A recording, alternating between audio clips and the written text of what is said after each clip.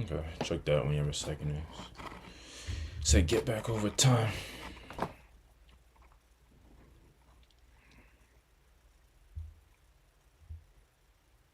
Oh, that's not right. There you go. That's it.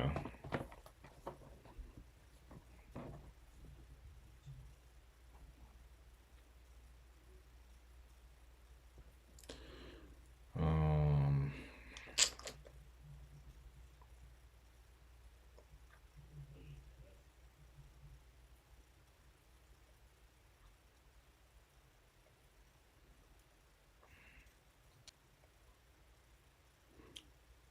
we're gonna make a post about one of the topics. Actually, I gotta do that later. Say get back over time. Check. Can hear you. Or are He's you not. checking for the stream? He's obviously doing it for the stream.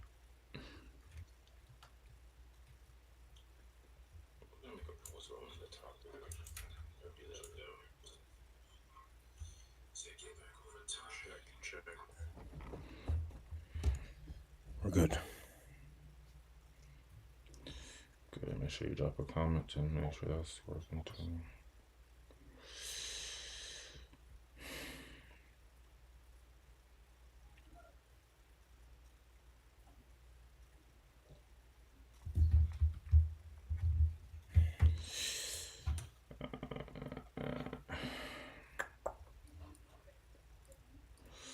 Need the link. The link.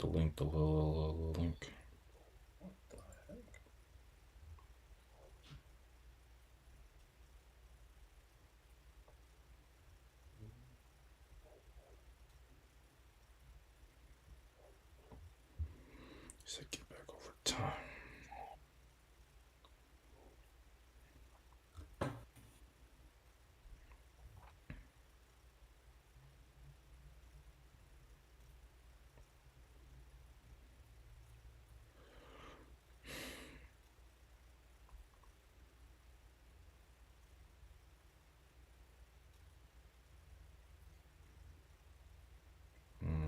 Give me 1 second. Still looking for something.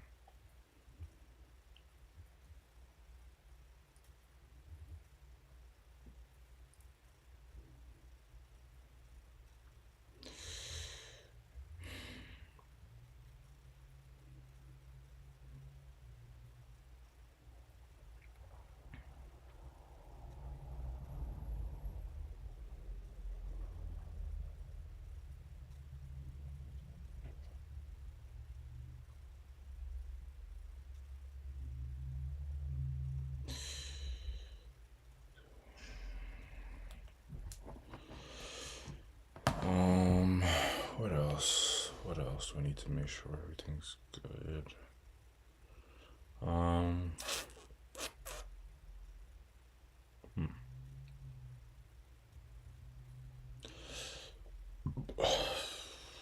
Oh, I guess you already confirmed I sound alright. I'm assuming that hasn't changed. Ghost, talk for us 1 little second. Test. Microphone check. 1, 2. Shit. Yep, that sounds alright. And the AC sound fine as well. Okay, alright. So let's just jump right into it. So I want to hit this button. Yeah, I look kind of effed up though. So, nobody look at this.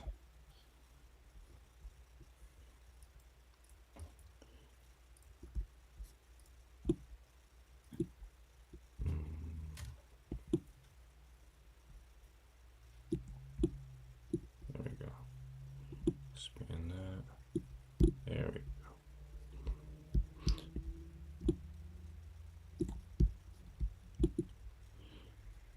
Good enough for now. Okay. I guess it really doesn't really matter now you can actually see who's chatting. Anyway, let's hit the recording button is the most important part. Because if you don't do that, then who were you even podcasting? Okay.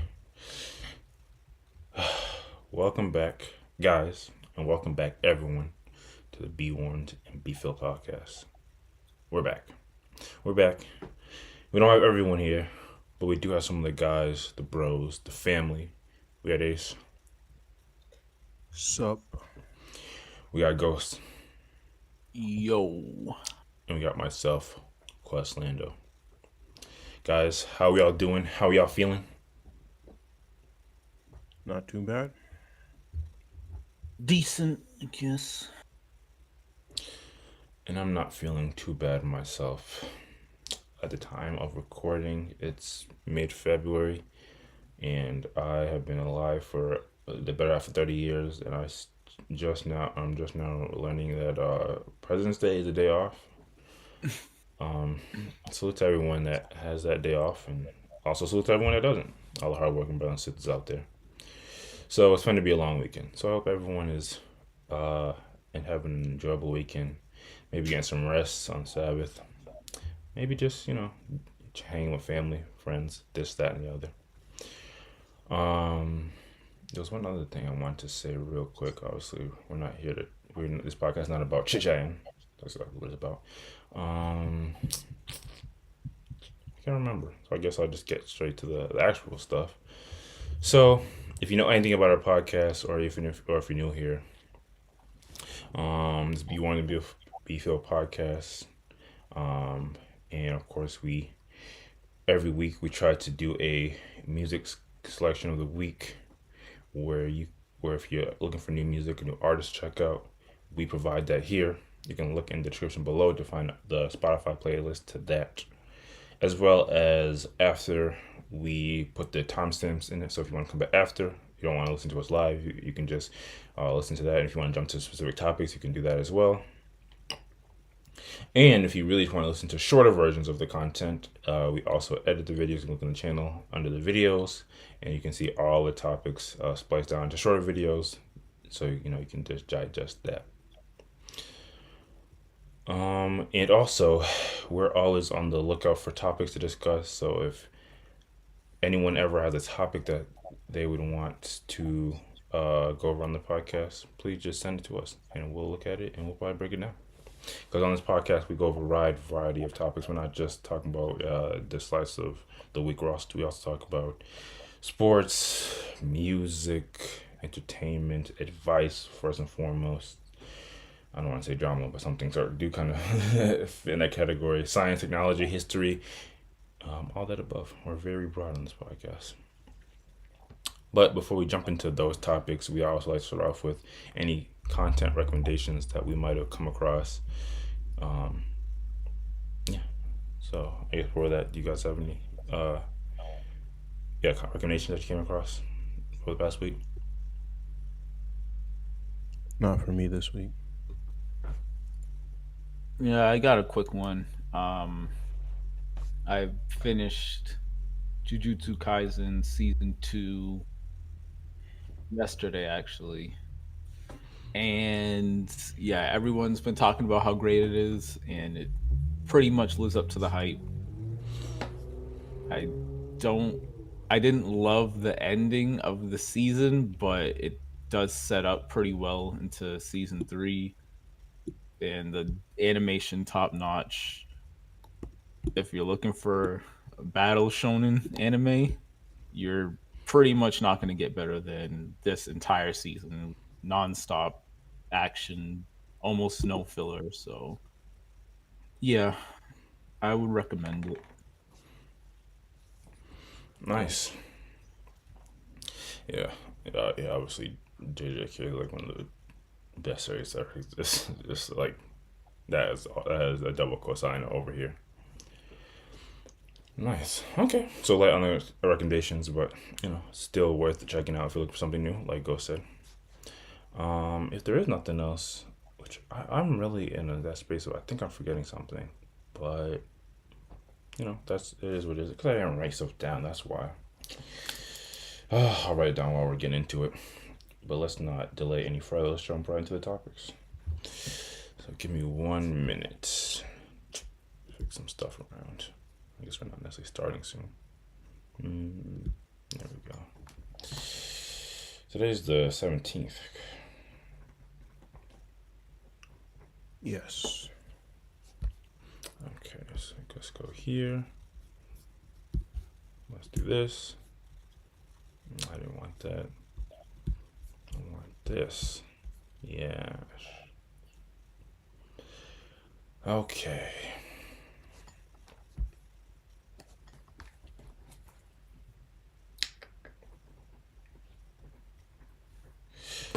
All right, perfect. Okay, so first joint for tonight. I'm not sure if y'all saw this, and obviously in this day and age, I don't think it's wholly surprising. I think there's a new piece of tech every day. We've been talking a lot about these VR, AR, Apple Vision sets recently, and even those are kind of sus to see like IRL. Just people walking around with them, people just in the mall hanging out with them, going and just doing whatever obviously the device does. Although I sent y'all, I don't want to go into anything about the headsets, but that one video I sent y'all about like the mechanics, that was kind of like interesting use of that uh, uh of the Apple Vision set. But we're not talking about that. We're talking about this. So it's the shade room. This post says Sony teams up or has teamed up with Honda to create a new electric vehicle and demos. And the demo started off with the car being brought on stage with PS5 controller. What would y'all call it? Question mark. So yeah, interestingly enough, we'll just kind of let the video play for itself. But yeah, Sony. So we all had a PlayStation or these days everybody had a PS5. But and we've all played some type of racing game, whether it's your Need for Speeds, your Burnouts. Um, I particularly love Need for Speed Rivals for the PSP back in the day. But could you imagine actually driving with a literal controller? Let's look at this quick little demo. I will using this. This is a PlayStation controller, DualSense.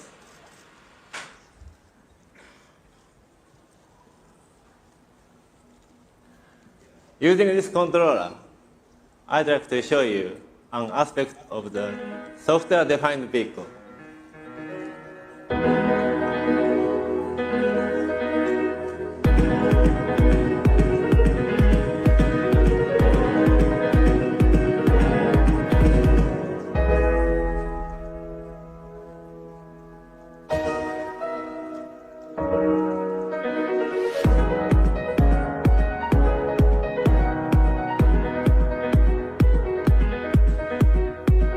This music is fire. It is. Hopefully it's not copyright. It's the bigger problem.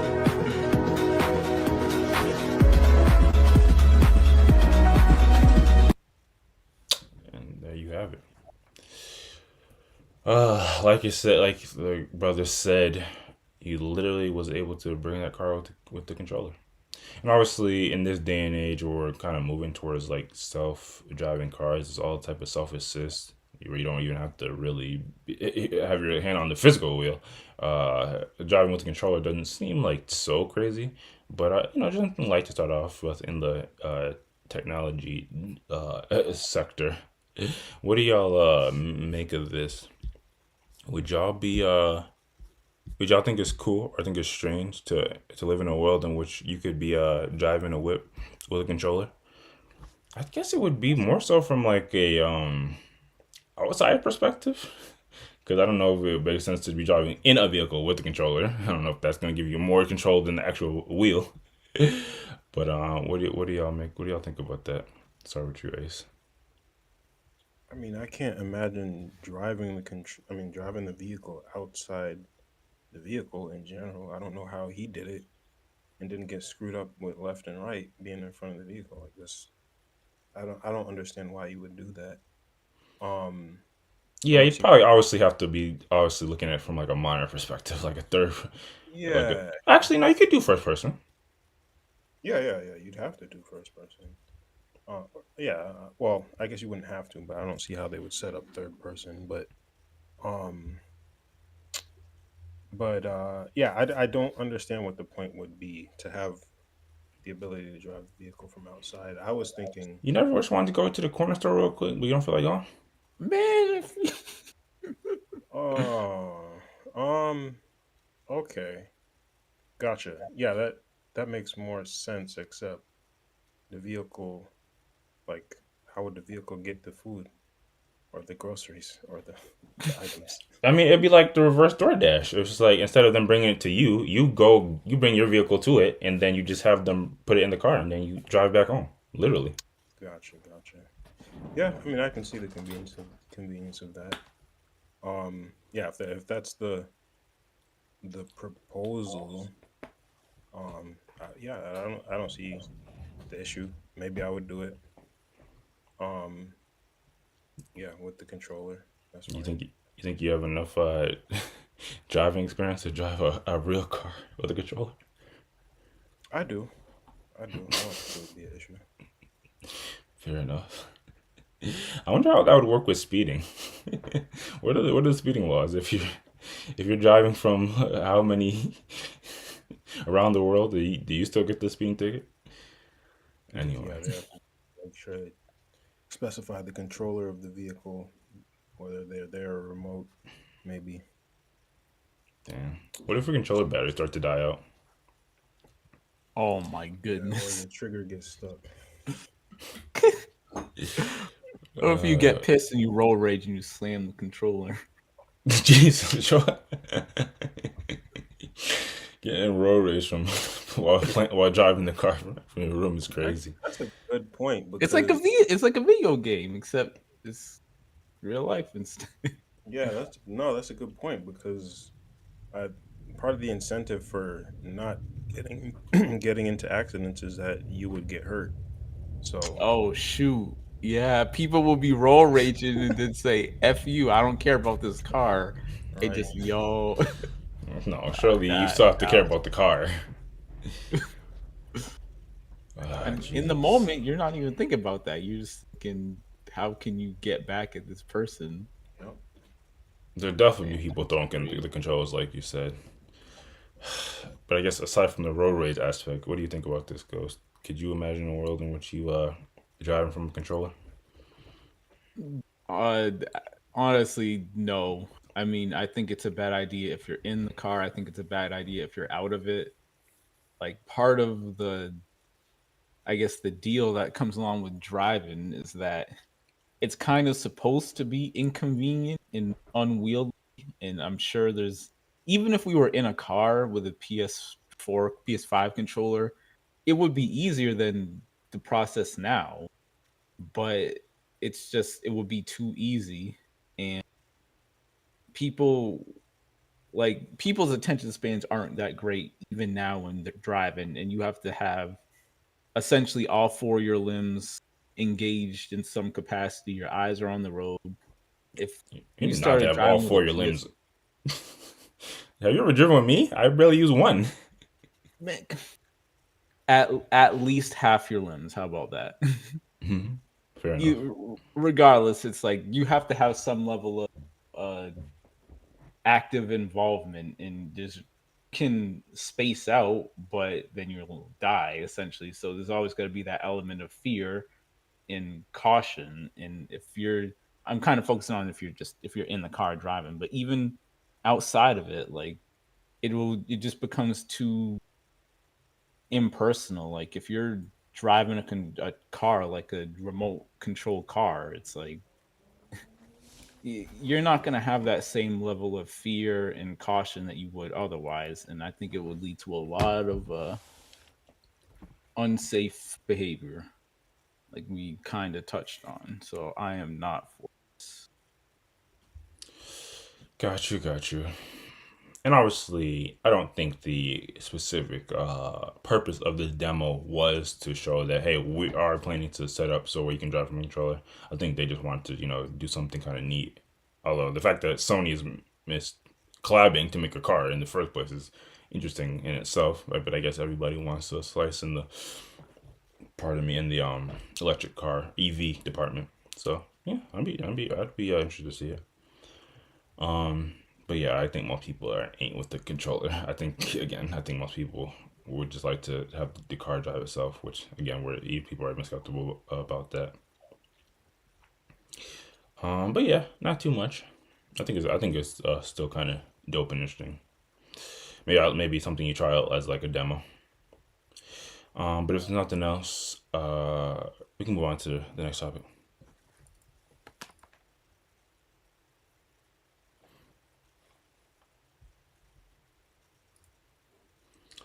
Oh man, I remember I saw this clip and I knew exactly what this person was feeling in the moment. I'll read the caption first, and then we'll just kind of. Actually, I'll just read a little because it's probably from TikTok. POV trying to eat in 2024. Let's see what that POV is like.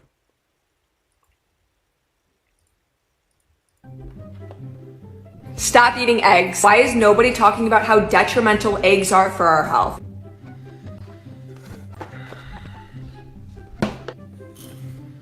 Basically, your morning oatmeal is robbing you of nutrients, not a health food, horrible breakfast.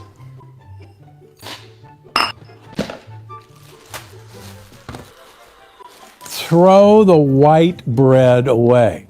If it's white, put it out of sight. Stop eating fruit immediately. Eating too much fruit is the cause of diabetes.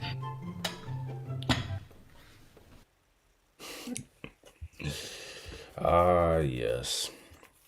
The continual paranoia of too much information. I don't know if you guys have experience with this, but yeah, every time I'm on the timeline, I'm just scrolling, which is why I don't necessarily recommend doing that too much.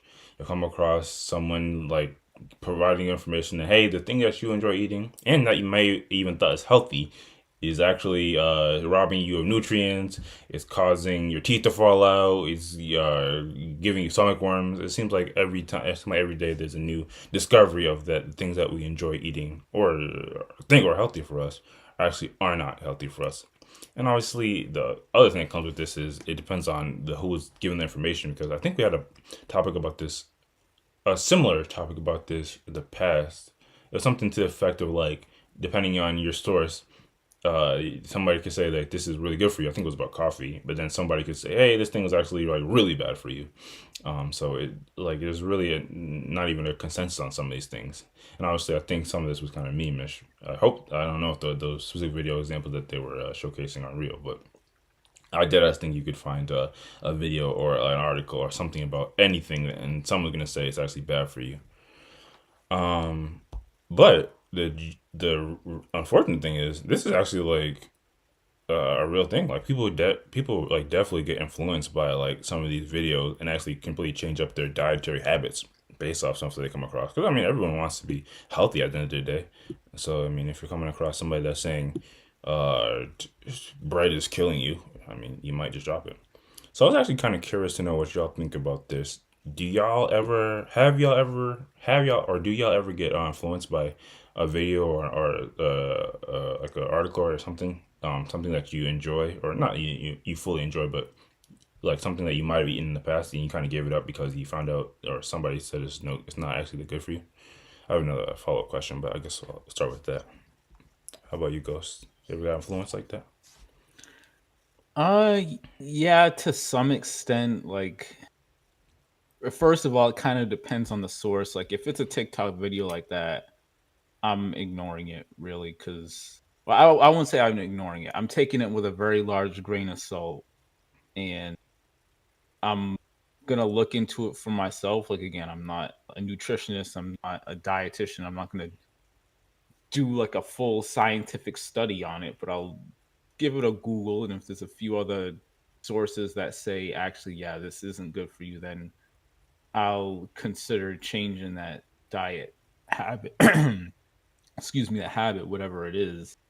But a lot of stuff is like, it's even if it's quote unquote bad for you, it's like, if I like it enough, I don't care. I'm gonna continue eating it because Yeah. I've already like I'm not the best eater, but I have tried to take some steps recently to eat better, like Okay. no sugar. I've stopped eating milk. Low key might be lactose intolerant. And honestly, it truly sucks. Like, it just feels like you can't, if you want to be healthy or not feel like shit, then you have to be or eat that is just like doesn't taste great, or it's like I'd rather be eating something else. But I've tried to make sacrifices where I can, and I think it's like, yeah, I can't compromise on that. I don't care if it'll give me cancer in 10 years. It's like Jesus. if I can't eat anything, I'm just gonna. I don't want to say anything too crazy, but I would have a lot less joy in life if I couldn't eat anything that tasted good. So, I mean, yeah, when it comes to stuff like this, I mean, I'm sure you can make an argument that everything you eat is unhealthy and I'm not getting the proper balance in my diet, blah, blah, blah. And unless it's something super egregious, I'm not going to pay it too much mind. Got you. How about you, Ace? Do you or have you ever been influenced by some type of media that's telling you the thing that you been consuming all your life is actually terrible for you? No, I'm having trouble thinking of an example where this would have happened to me, at least not with food. I've been more so influenced by people in my life than media. Um, but I will say I've had a similar experience with exercising and trying to find, like, when I was initially That, trying to find like a good exercise regimen for myself and like stretching and yeah, things like that. Truly, I went down the rabbit. I got to the point where I was like, yo, it really does seem like there's a positive and negative video or article about does. literally anything. So I did it. Mm, I like Googled Yeah. benefits of X, or why X Yeah. is good for They you, tell why you X push is ups are bad for you. bad for you, sit ups Yes, are bad. yes, and you will find it. Like, so I got to the point where I was just like, all right, I'm just gonna do whatever I feel comfortable with, whatever I feel good with. And I I mean, I've been blessed where I don't really have too many problems with food or my diet or anything like that. Um, but yeah, and to me, it's like, if I find out, like, if something makes me feel sick or ill, then I'll stop eating it. But other than that, it would take a lot for me to come across a video and have it actually influence my dietary habits. Um, so yeah, yeah. You know what's interesting? I was thinking just in the confines of food, and I was trying to think of examples myself. But I think, yeah, like you, I don't think I've come across too many examples. I don't think I've had too many, or if any at all, experiences when I watch something, and then I'm like, oh, maybe I should get rid of this. Outside of similar to you, outside of like, I feel as if my choices when it comes to food are more of like a more like from based off like parental decisions, and I guess an example of that is to try to consume more or as much organic versions of foods as possible. So I guess that's one area where there was an influence, and I guess your thing about like working out reminds me of the this is might be TMI, so apologies in advance, but so sometimes I'll be watch. I like, and it seemed like really recently, and it's because I'm always in the lookout for a good pair of drawers. So I'll see like a ad, and it'll be like, okay, you need to stop wearing like drawers that have any polyester in it because it's like terrible for your like your groin area. And, it causes like deficiencies in some areas, and like you're literally like harming yourself. So I'm like, okay, so I guess maybe I should look at cotton drawers. And then I see an ad that said, there's 5 reasons why you shouldn't wear cotton drawers. or underpants or boxers or whatever the case to be. Again, causes deficiency, causes lower testosterone, all type of weird stuff. You What? should wear all natural hemp boxers, and it's like I'm going down this rabbit hole of like materials of what my drawers should be, and it did cause me a bit of grief. Kind of again with this personal experience. So yeah, it can definitely apply to way more other areas of life than food. Obviously, I think we all want to try to be healthy, but you could come across when you actually try to do that, you'll come across evidence that supports one or the other, and it can get a bit annoying.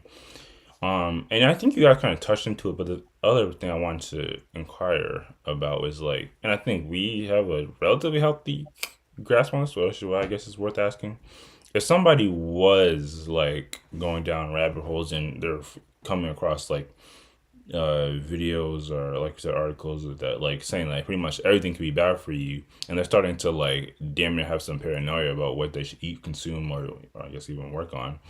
What like would you recommend, if anything, for a person that's like that? Like how would you ease their paranoia or tensions regarding the fact that like it seems like everything these days is bad for you? I'll spin it back. What would you say, Ace? It might it might partially depend on what I how I perceive the person's um how how well I perceive the person's dietary habits to be. Like if I know there's somebody who constantly eats junk food and fast food, then um I might not be as um I don't know, aggressive in trying to calm them down per se. But I mean, even still, I guess if they're becoming overly paranoid, that's probably a sign that they're gonna develop or are developing some type of eating disorder, which is still bad. Jesus. Um, Yeah, let's say somebody that's like they were starting a path to try to eat healthier, and during in doing research, they started to come across again like a bunch of videos that say, "Hey, this is bad for you. Bread's bad for you. Eggs are bad for you. Fruit's bad for you. Water's bad for you."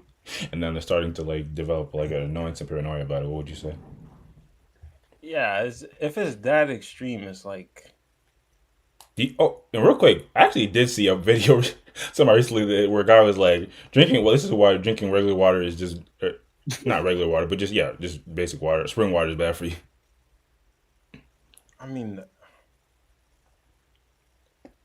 I don't I hmm, that's tough because you're right in that. Or I mean, we've been discussing that you can find information that says anything pretty much is bad for you. Maybe I would just try to find like more reputable sources that um contradict the information that they're getting, which What do I you do mean? feel The TikTok influencer with 200K followers saying that eating fruit is bad for you is not valid? yeah, I mean, I do feel I could find valid um or not valid, but maybe reputable like scientific sources. Um and if that can't convince the person, then I think I that's pretty much the extent of what I can do because they're probably just dealing with delusion. And maybe some type of therapy would be the next step. But yeah, I can't go like there's only so much I can do. This is very much a be warmed and be filled situation. Fair enough. And like you said, it could be a sign of like a larger problem. Mm. What about for you, Ghost? What do you say to a person that's they're taking in all this information about how all these things could be bad for you, and they're feeling a bit overwhelmed and paranoid? Um, Honestly, I mean, it for one, it depends on the extent of how many things are they concerned about, how deep their concern runs. If it's something serious, like it's an actual health thing, like for example, they have a health issue, a dietary thing where you can't eat certain foods or something like that. My first recommendation would honestly be talk to a legit actual person that has a degree in this, Mm-hmm. that has studied for this, that knows what they're talking about. Because I don't know. Again, I'm not a dietitian. Like this isn't what I studied for, so I'm not gonna try to give someone advice that could end up being wrong, especially when it could have actual effects on health.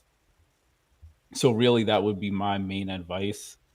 Again, if it's something smaller scale, I don't. I mean, the example of water is like Yeah, yeah. I mean, that is some you, stuff. It's like I'm not an expert, but like, come on, water is good.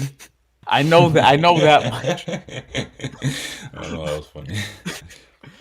So yeah, I mean, there's common sense stuff, but it's like I don't know, man. There's really only so much you can do, so much you can control. Do the research that you can, talk to the people that you can, pray about it, and beyond that, I don't know what to tell you. I don't. It's not quite a be born and be filled take, but it's kind of yeah. I mean, there's only so much that can be done. No, for sure. And unironically, like usually one of the best pieces of advice is to consult or talk with somebody that is like an expert in the respective field. Like just go to the professional. Like you don't gotta go crazy. You don't have to dwell it within yourself. Just like literally go talk to a nutritionist, somebody that knows what they do and studied this.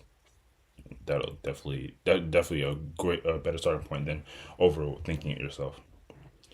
But yeah, hearing y'all talk, maybe we should one day revisit this and like I wonder what's like the and you kind of mentioned some stuff like you won't care if at a certain point goes, but I know y'all have all seen the those videos where like the guy shows you this one can of soda contains this many grams of sugar, Yeah, and yeah. y'all still be drinking soda. So you gotta do That's it. well, I don't be drinking soda. Absolutely. I be drinking juice, but not soda. Oh, now nobody drinks soda. I don't. That's I like drink the soda. the main thing that I don't do. But Wait, honestly, you it said you probably is stopped because of videos like that, because of all the sugar. So you that I stopped think drinking. I mean, eating sugar altogether, though. Did you say? What Oh my god, this ninja.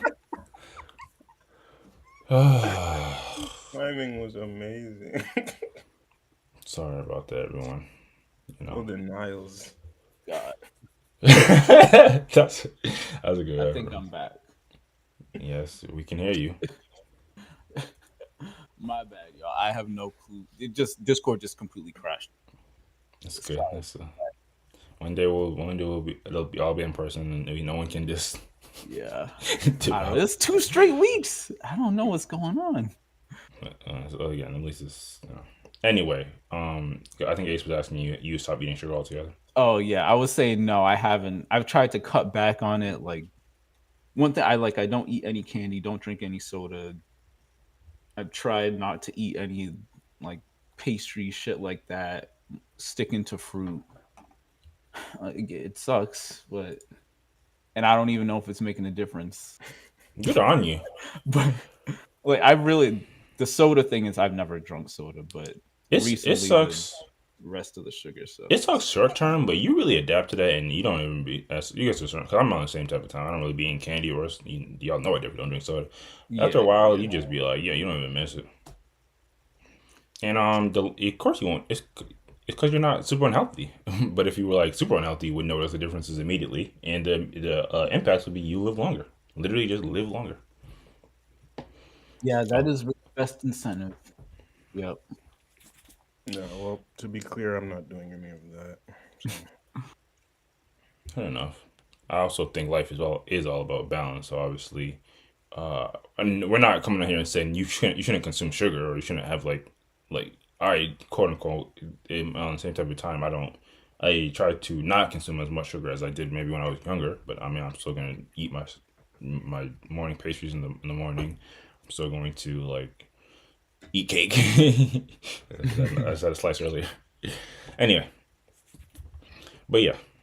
And I think the little caption that the homeboy put on this video, or circling back, they said, obviously again, POV trying to eat in 2024. If you listen to all the nutrition advice out there, you would go insane. Find a way of eating that works for you and makes you feel good. That obviously is some of the best advice when it comes to eating and being comfortable with your nutrition and dietary decisions. But if there's nothing else, we can move on to the next topic.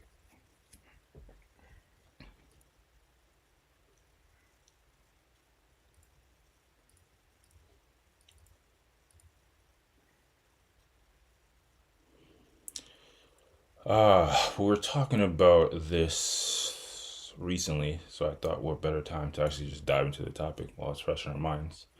So, I think it's safe to say we all here, and if you're listening to us, have heard of the animated series Avatar and probably enjoy it. I think we're all around the same age group and enjoyed Avatar. Definitely a whole classic. No need to really glaze it too much. And if you are in the know, they're creating a Netflix live action version of that. Obviously, if y'all remember, not that it's connected, but they did have a live action attempt of Avatar back in the day, the Avatar movie, which I'm pretty sure I watched with y'all originally, y'all being Ace and Wes. And we had our opinions on that, or I think there was kind of a general consensus on that not being too good. But there's never nothing wrong with trying again and doing another live action adaptation of Avatar. So, everyone, well, not I want to say everyone, but people were, hyped for that, Avatar, more Avatar content. There was obviously that, what do you call it? Not spin-off, but like continuation of Avatar. Korra was low-key better than Avatar. Korra was shit. Wow. I don't really? know if First I've never time. watched it, so I can't co-sign that. That sounds like a loaded statement, but yeah, I mean, if you've seen You it, gotta watch it. I'm kind of cool off. That's kind of like when people tell me to watch Dragon Ball Super. I'm like, or Boruto. You ain't know, you know absolutely nothing about it, and you still hating just to hate. I'm telling you, it's Because great. these spin-off sequel series where it's not about the original like member, it's just like it don't be good. It's I'm Well, telling actually, that's not you. applicable for Avatar Super. Avatar Super for Dragon Ball Super. I think that's more applicable for Boruto. Sorry, but yeah, I be seeing clips and it don't look good. But it's not a. But I just didn't bring that up to say. So obviously, there's been continual new adaptations of Avatar. It's obviously a series that people have loved, and people want to can see more content about it. But ahead of the actual release of the live action Netflix series, there's been some concerns, both I guess in house and now from the people. I think there was actually multiple stories, but this was probably one of the biggest stories about some of the changes that they were going to make. Because obviously, when you make a new adaptation of a series, you got to consider the changes that you might make based off the time, based off you have new writers, so on and so forth. This one seems to be more akin to the times, if you will. So, salute to Variety. They put out an article. Netflix live action series.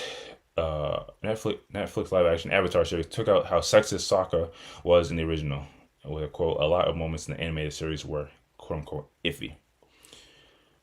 So I guess we'll read a bit of this.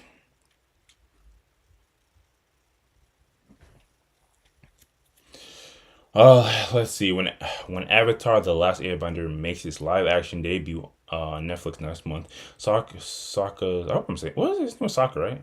It's been a minute, so I don't remember. Yes. Sokka's sexism will be toned down considerably. In an interview with Entertainment Weekly, cast members, holy moly, Kaya Wentio, I'm not sure how you say that, Katara, and Ian Owsley, Sokka, informed fans that Sokka's sexism was discussed during the live-action show's development and was deliberately cut away at no place in the new remake. There is more weight with realism in every way, Owsley said, which prompted the Katara actress to reveal, "I feel like we also took out the element of how sexist Sokka was. I feel like there was a lot of moments in the original show that were iffy." Yeah, totally. Owsley agreed. There were a lot of things that were redirected just because it might play a little differently in live action. As Entertainment Weekly notes, there are entire Reddit threads about Sokka sexism. Jesus Christ, Reddit is a whole different world, huh? Discussing how the original Sokka, prior to his character journey, would make remarks like girls are better at fixing pants than guys, and guys are better at hunting and fighting.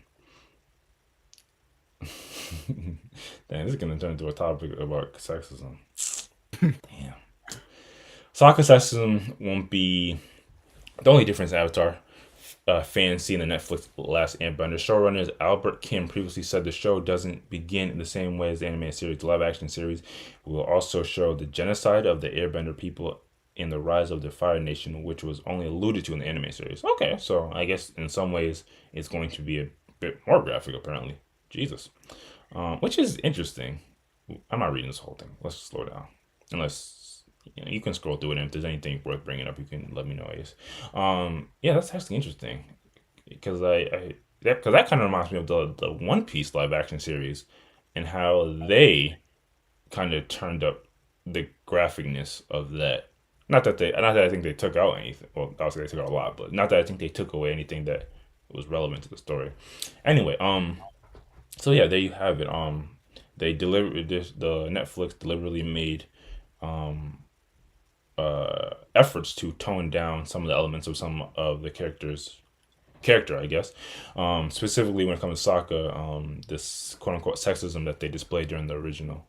And yeah, when I first saw this article and the headline, I definitely had to recall what was all said and done. I mean, they give an example when they said women are better at some things and men are better at other things.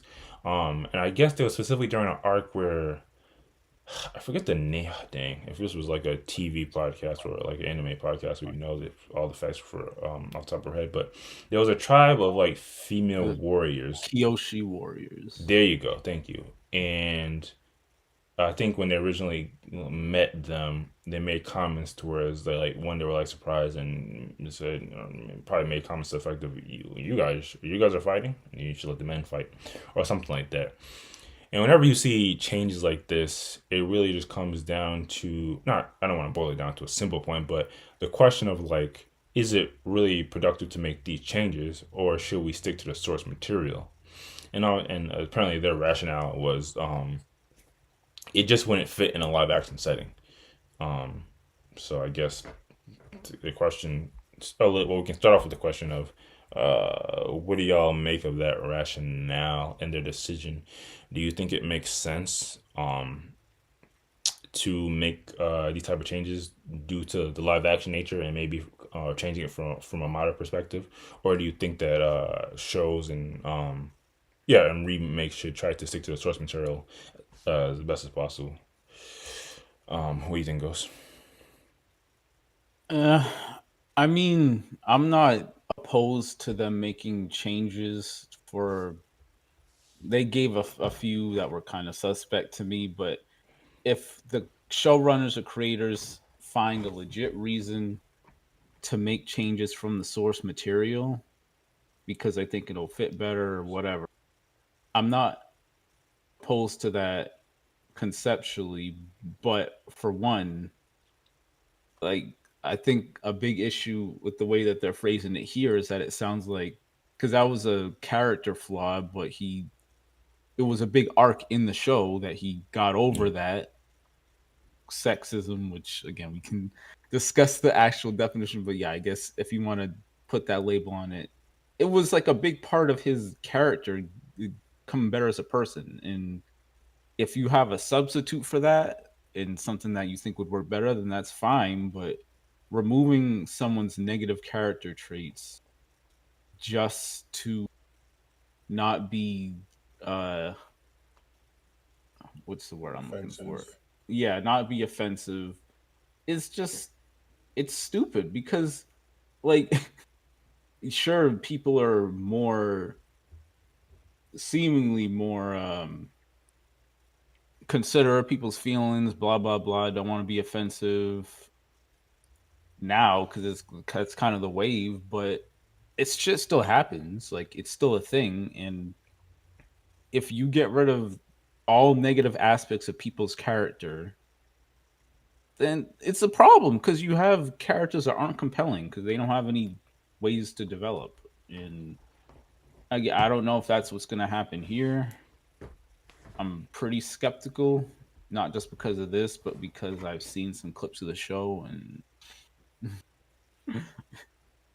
I guess Yeah, you can reserve judgment, but I don't know. So I'm not opposed to it all the time, but it has to be done well and for a reason. yeah. Somebody made a similar comment to kind of sum up what you were saying about like it's literally a part of his character arc that Sokka learns how stupid his sexist views were and begs the Koshi warriors to teach him. So yeah, it is kind of strange that they're literally implementing a change that could divert the way the original show went in terms of how a character grows. And I guess the conversation could be had that they can just write in another way that the character develops. I don't know if again that kind of gets to the conversation of is it cool to just change up the source material or not? But yeah, it's definitely it's interesting that they would take something that the show deliberately tackles. It's not like he just is remains a quote unquote sexist character. That the show deliberately made sure that he no longer has views and he grows as a character. Before I guess we get deeper into it, what about you, Ace? Do you think it makes sense to input some of these changes, or do you think they should stick to the source material?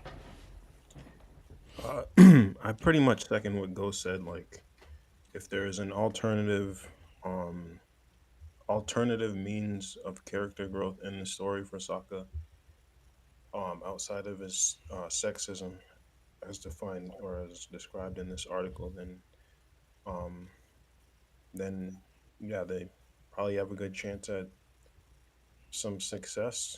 Uh, but yeah, just removing it all together um, without accounting for accounting for it somehow, accounting for his character growth somehow is probably not a good idea in general. And just to be clear, like my position on live action adaptations, I kind of talked about it with you, Quest. Um, is that I like more and more I do not see the point of them if there was a if there was like a visual media, some type of like animation, um, that was already the source material. To me, we already got the ideal version of the story. We got the ideal version of Avatar. I don't see why we need a live action adaptation when we can just go back and watch the original show, which was Well, great. I'm not sure how far we got into it. I do remember talking briefly about it before, but I think it's not uncommon for people to want to see what self will look like IRL.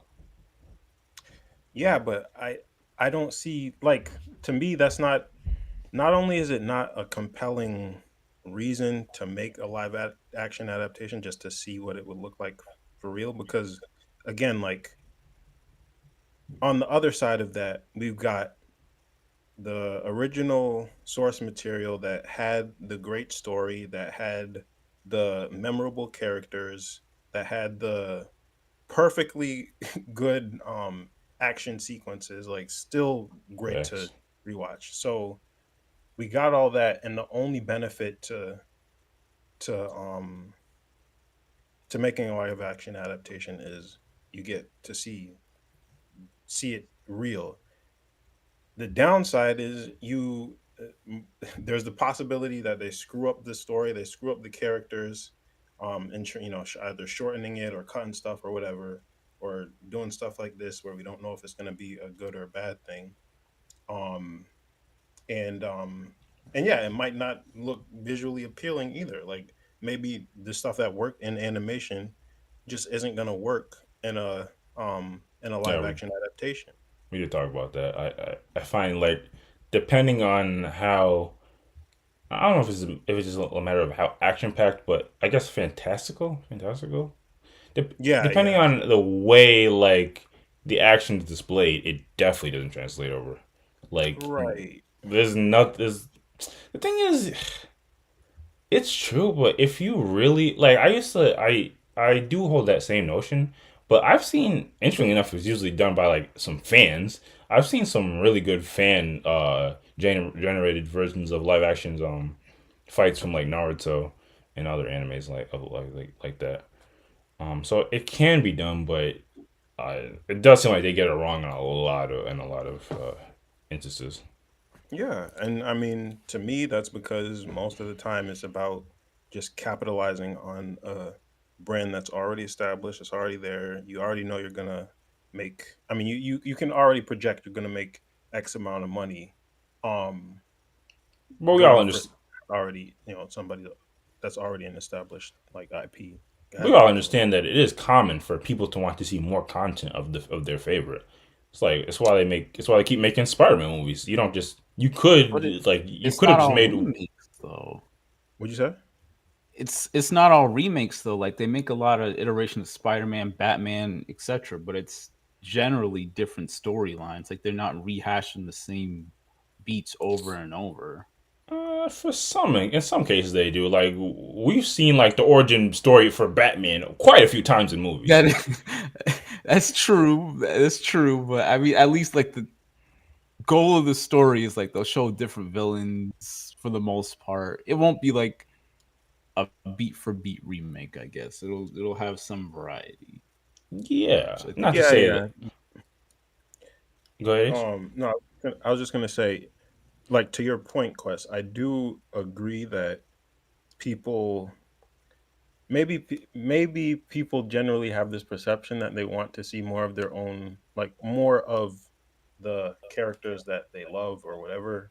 But at the same time, I wonder if we lived in a world where instead of just giving us and rehashing the same stuff, studios would go or look for either source material that does not have a visual medium already, like all the amazing fantasy that's out there, fantasy books that's out there. Just there's so many stories out there already.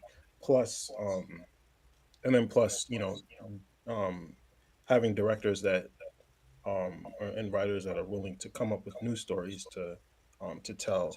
If we lived in that world, would people have a problem with not getting as much of the same characters, especially if like a story was completely told?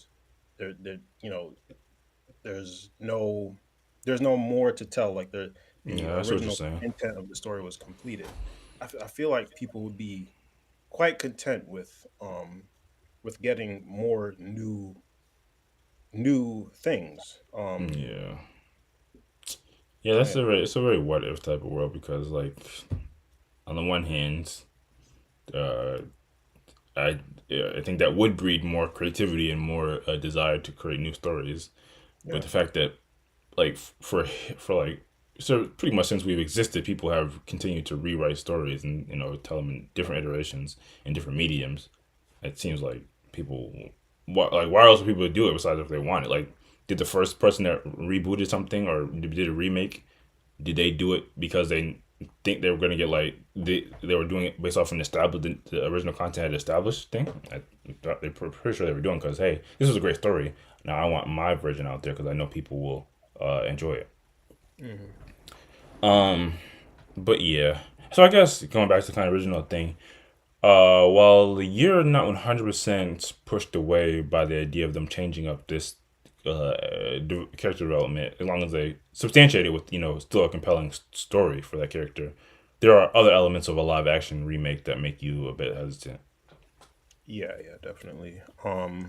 Yeah, to Because truly like that I is the don't. main question. Like, does hearing this type of change make you not so interested in checking out the show or It a show? does. This in particular does because like when it's anything that has to do with um like I don't know, kind of like hot button topics, sexism definitely being one of them. I would be I would be perfect. Sorry, one sec. Go, keep going. Yeah.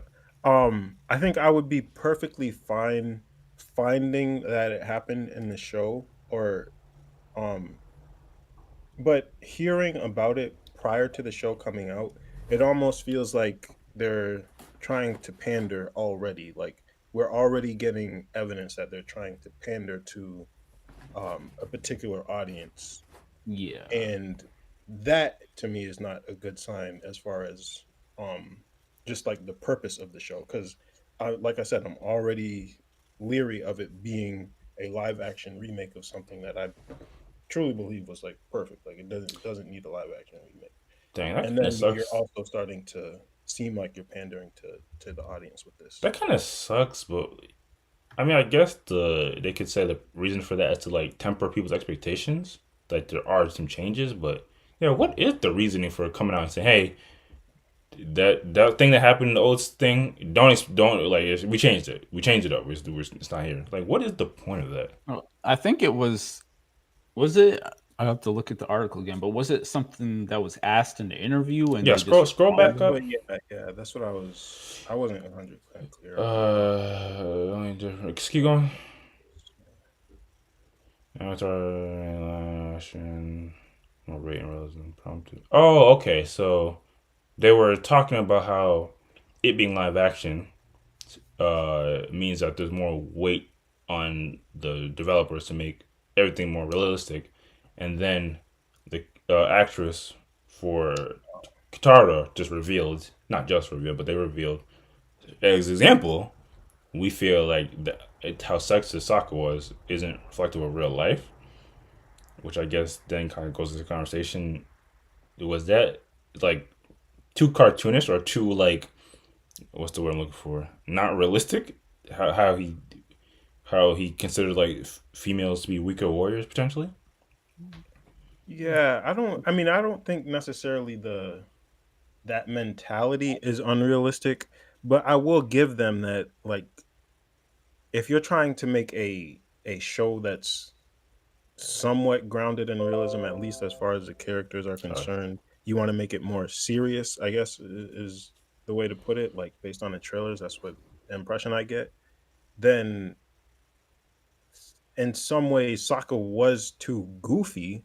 So like he was overly, like, over the top with his with his ideas about, women and quote unquote sexism.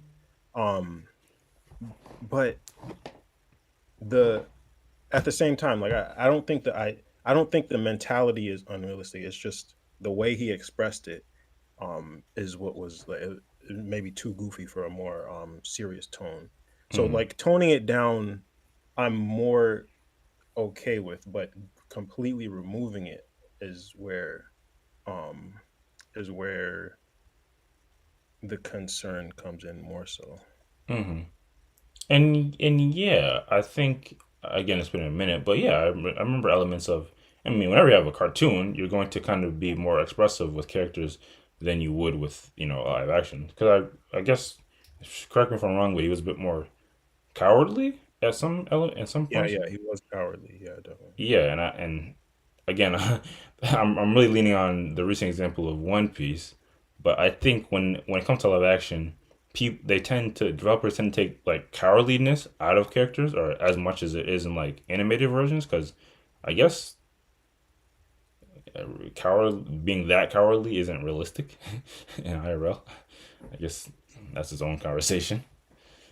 I mean, This is that off topic, but is Luffy cowardly at all? I know nothing about One Piece, Man, but stick I just wondered who you were talking. don't go chasing waterfalls. Stick to the river okay, lakes you used to.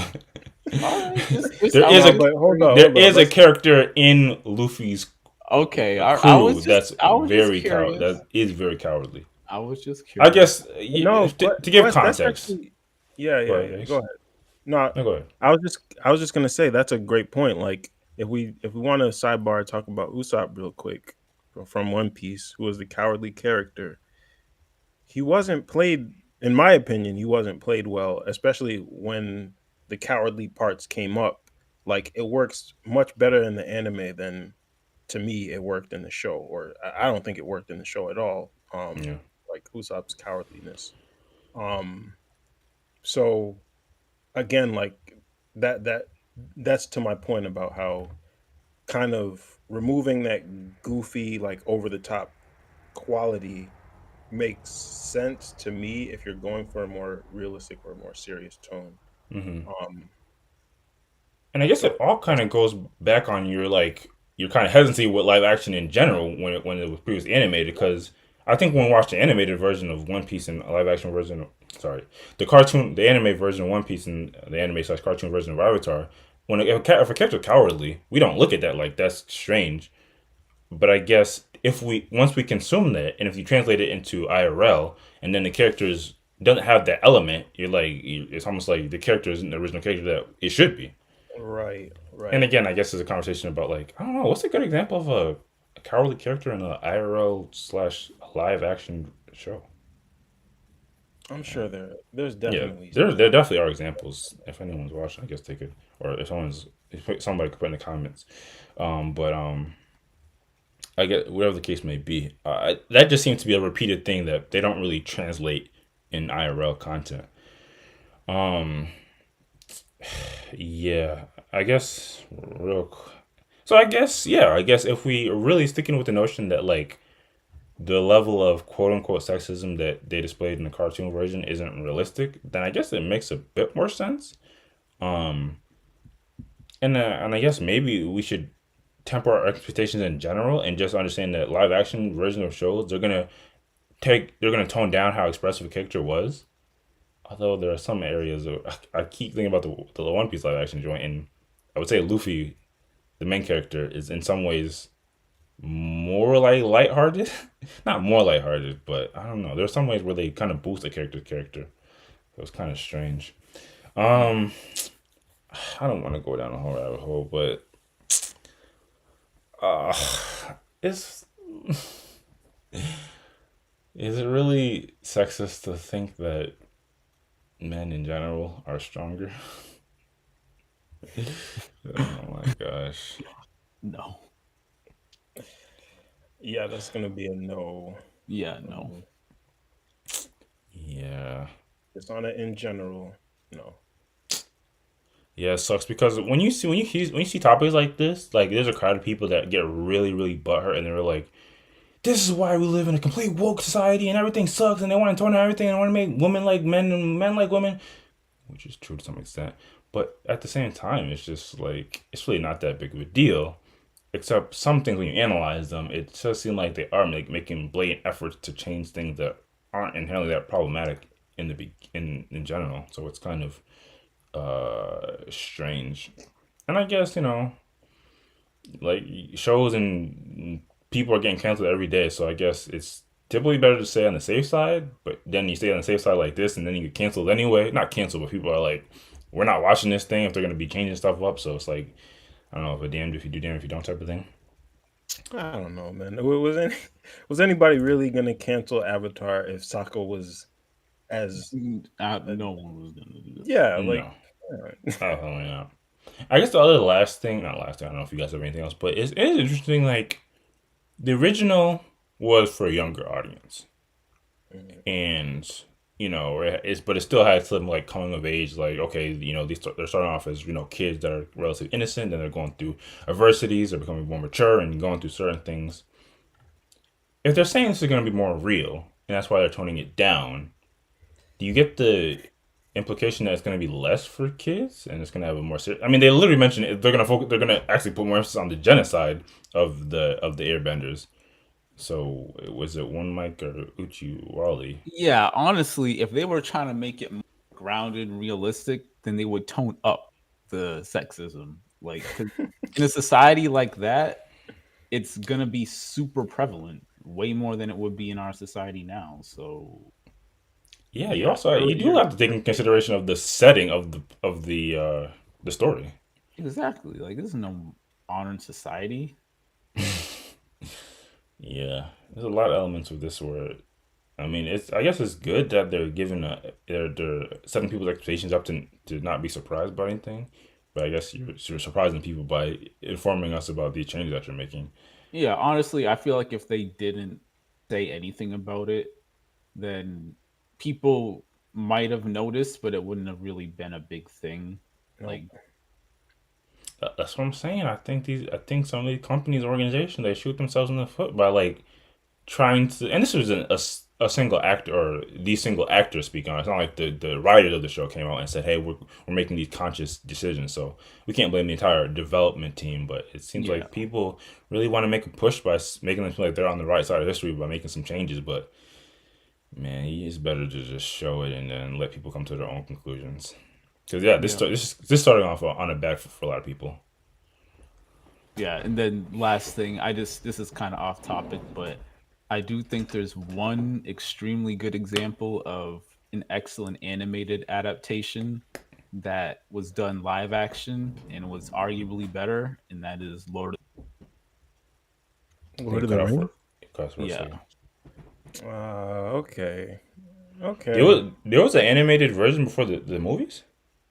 Yeah, Yeah, there was like I think what was in like it, the 70s, 80s. 80s. Yeah, I Yeah. think the 80s, which was That's very almost good. too many generations away for you to compare it, but Yeah, and even I'll that, it's believe you. kind of like they had the caveat where they kind of did it 20 years later because they had better technology, better resources to do it.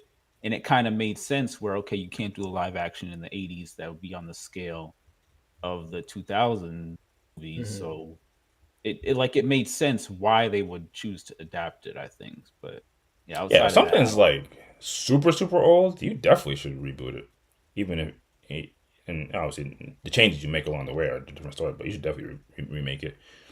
Uh, Yeah, Question but I for mean, somebody that has not that knows nothing about nothing, but how old is Lord of the Rings? Like the original books? I believe like 50s. 50s or 60s. What was it? I I want to think say 50s. Yeah. 56, but Dang, I thought I thought those books were made like in the 2000s, just like the movies. oh my god, Yeah. Quest. Hey man. 54, 54. 2 years off. You know, Dune was from the 60s, right?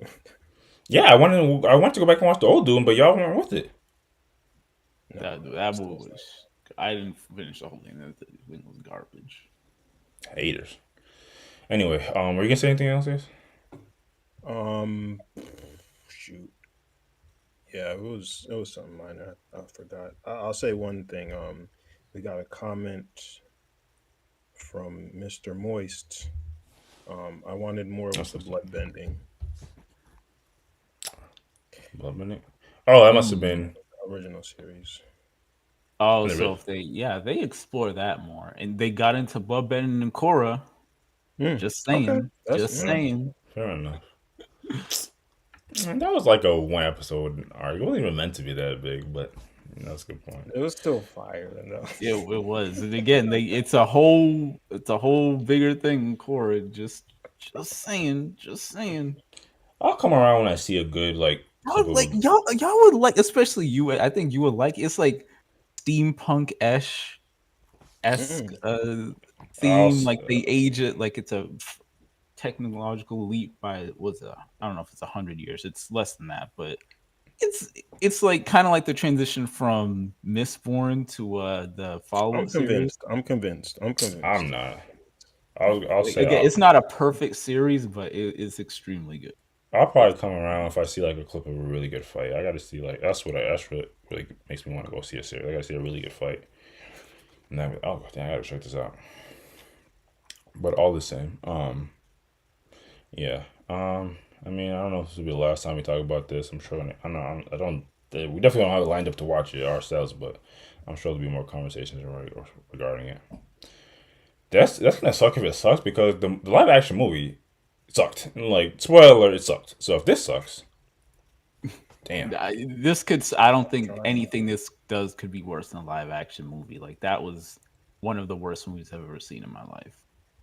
Egregiously, offensively bad. Fair enough. There's nothing else we can move on to the next topic.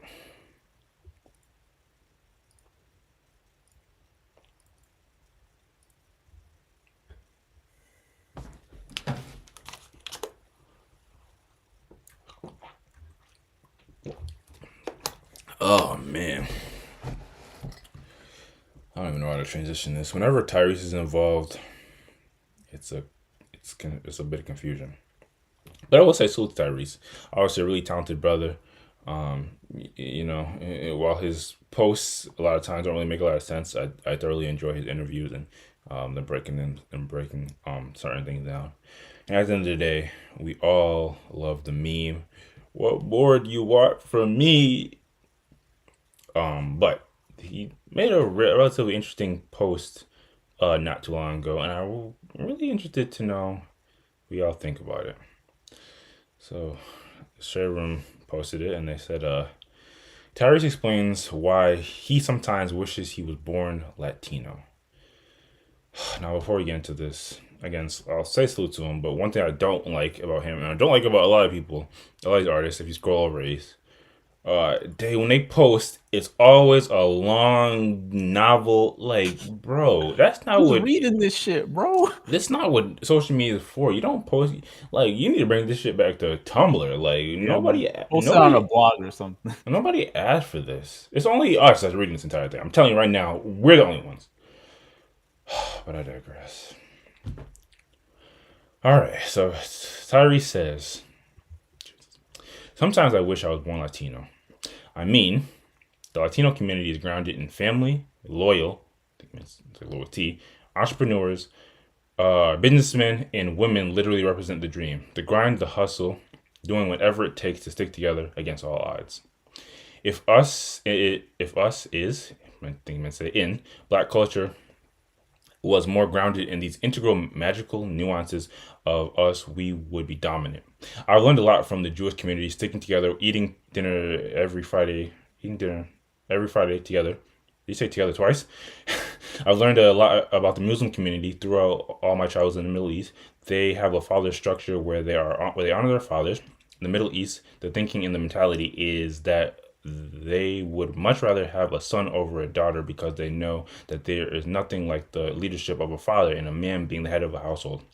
I have no idea how we lost our way. We can't get anything done and accomplished as a fragmented culture, insecure, threatened by each other,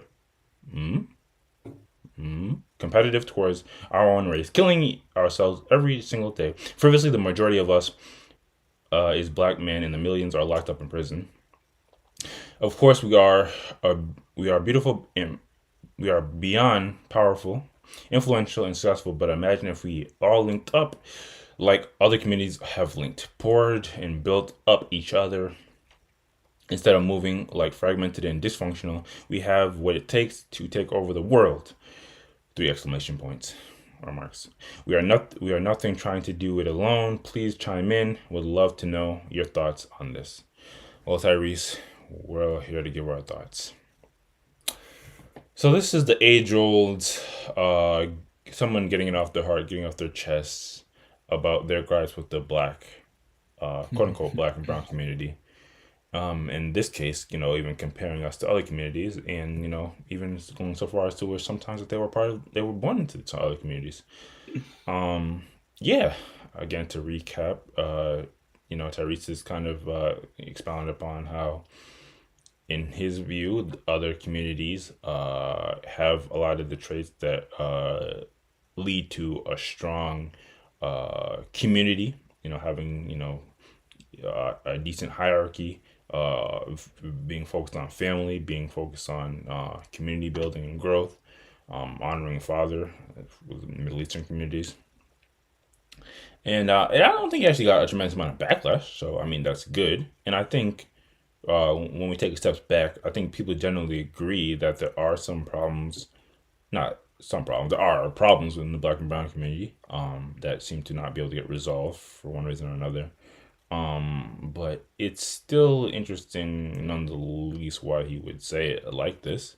And I guess I know we had to talk about this in some shape or form, but I guess revisiting it, what do y'all think of a comment like this? Do you think it's strange for somebody to want to be a part of another ethnicity, nationality, race, however you want to call it, because of the traits that these other again, nationality, ethnicities, races seem to exhibit? Or do you think it's 100% feasible and possible to find this in your own community? And he's kind of bugging, like always. No, I'm just joking. What do you think, Ghost? I think a lot of comments and sentiments like this heavily depend on who's delivering it, and by extension, the intent. I don't know Tyrese. I don't know anything about him. I don't know his.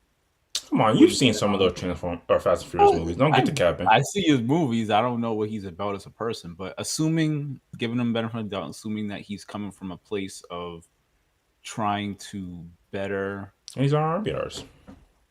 Sorry. Yeah, if it's come from a place of trying to better the black community in general, I don't have an issue with. I think the general overall sentiment of what he said is accurate to an extent. I will say, leading off with, I wish I was born Latino. Like you already started off really bad because he kind of went into different cultures and certain aspects of them that he admires, which is definitely fine. I think that's a good way to go about it. But saying that you wish you were born as that I think he could have left that out because it implies that it just has a very negative connotation implication as to like not even him specifically, but it's like, why would you want to be black when you have all these other communities? Which I'm not saying that's his intent, and that's just kind of how I read it. But skipping past that part, like what he's saying again is not wrong. Like there's definitely a lot of aspects of black culture, black community that are very flawed, and that we could certainly try to improve. And the aspects that he highlighted with other cultures, I think again, it's if you have a good model to follow, then that's better than starting from scratch. So again, assuming he's coming from a positive place, I think there's really nothing wrong with a statement like this. And if Nothing wrong. hopefully it gets to the right, I don't want to say to the right people, but hopefully it has some effect and some positive outcome, I guess. It's just a lot of these statements I'm really skeptical about because I don't want to say primarily comes from it, but it seems like all the ones that get traction are the ones that come from grade A coons and Uncle Tom and sellouts that are purposely pandering to other cultures and primarily white culture and saying, oh, look at how bad the black community is. And it just kind of purposely shitting on it to say, yeah, we can be better, but it's not coming from a place of like truly trying to help. It's coming from a place of you want brownie points with other white people that are looking at it. It's like, oh, look at this. He's one of the good ones. And that we don't have to get too deep into that aspect of it. But that's why statements like this can be problematic. But again, if it's coming from a good place, a positive place where he actually wants to see the change done, then I don't have a problem with it. And I think it is, in a lot of cases, beneficial to give people charity, unless you know that they aren't deserving it, to think they are coming from a good place. Yeah. Although, so you said that you agree with some of the sentiments here, and you acknowledge that the community has some flaws. So, do you agree with the quote unquote flaws that they mentioned? Would you say that black and brown people are, we can't get anything done? There's no compliments. Or they were fragmented. You say we're insecure. Would you say we're threatened by each other? Would you say we're competitive? Would you say or overly competitive to our own race? And you agree that we're killing each other? He fucking went in, bro. Like, would you say we're killing each other every day? I mean, everything. There's elements of truth to everything he said. But I'm saying, do you think it's true? Yeah, he kind of overstated some things, but yeah, I do think everything he said has an element of truth to it, and I do agree to some extent. I don't want to magnify it and make it seem like that's so. Let me ask. So what were you saying? So let me ask you: if you think these, do you think these things are specifically true for black and brown people? You mean like exclusively and no other races? Exclusively true for. Yeah, that's part of the reason why I think it's a little magnified, because it's definitely not exclusive.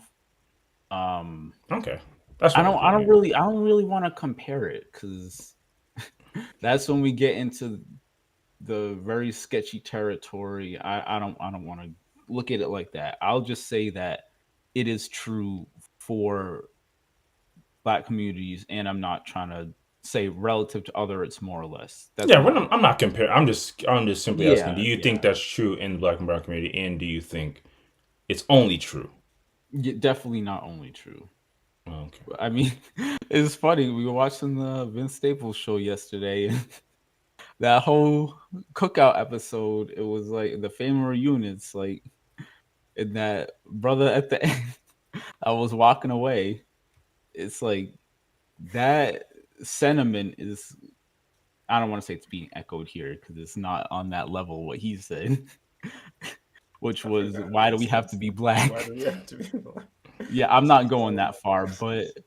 I will say, I mean, there's certain instances and cases where you'll see it was true to life in some aspects, like that whole situation that went down the fictional TV show. So stuff Fair like enough. that, it's like, yeah, there's definitely problems that need to be fixed, serious problems, but I don't think comparing is the right way to go about it and say, "Oh, look at X community," and I don't think that's what he was doing, because he kind of went into just things to emulate, more so saying, "Look what they're doing and what we're," he kind of did, but Yeah, I think it's I think some people interpreted that's exactly what he did.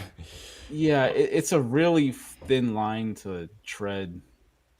But again, if you're coming from a positive place, the wording might not have been like absolute best, but it's about the intent and what he meant by it. So Fair enough. Obviously, I'm sure if somebody did an interview with Outram to get him to expound, maybe we could have found that. Um, Ace. Actually, before you answer, I think I've been noticing. This is sorry, taking a break. I think depending on when you're standing in relation to your mic, I don't know if you're more comfortable where you are. I think that creates an echo as well. I think when you're closer to it, but yeah, I can you visibly look closer to it. So I don't know.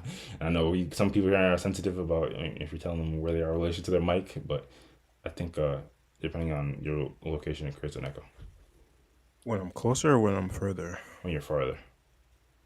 Oh, okay, okay. But obviously, do what you need to have an optimal setup and scene. So, hey, so what do you think about Tyrese's comments? Do you maybe agree with the commentary that there are some aspects of other communities that would make a person want to be a part of them and not part of the Black and Brown community, or do you think he's out of touch with the comments that he's making? I pretty much agree with him, like 100%.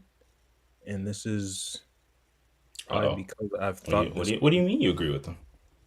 I've thought the same things, and I don't really see an issue with highlighting them. Like, if you point to cultures where You think the other community cultures are better than Black and Brown community? that's not what he said. you just What do you Or I mean? don't know what he said. What do you mean? He's saying these other cultures have these great qualities, and then once you start talking about he did list good qualities, but once you start talking about the Black and Brown culture, he listed a bunch of bad qualities. What do you mean? Doesn't that make one better than the Of other? course, this we are guy. beyond powerful, influential, and successful. We have areas that we can improve, just like these other cultures where we're But if he's not part mentioning of the them, good and bad qualities about the Black and Brown community, why didn't he do that for other communities? because maybe he's not as familiar with the bad qualities of the other communities because he's not part of them.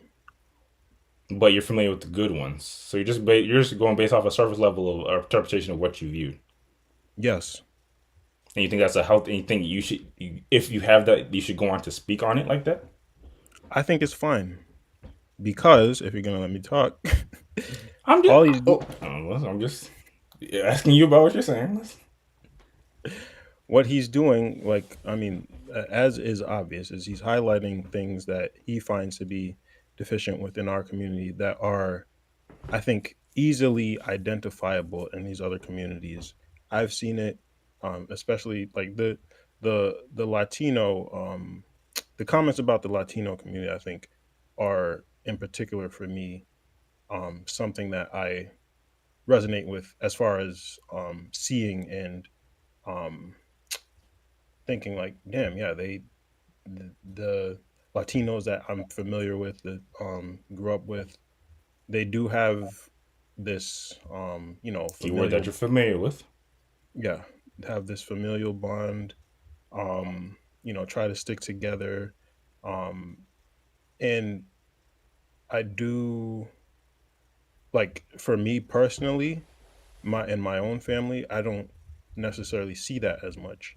So I don't think there's an issue with like taking example from another um another, family, another group, another whatever, and um like, I don't know, seeing something that you could potentially emulate. Like, if you get inspiration from it to do good, I don't see where there's a problem with that.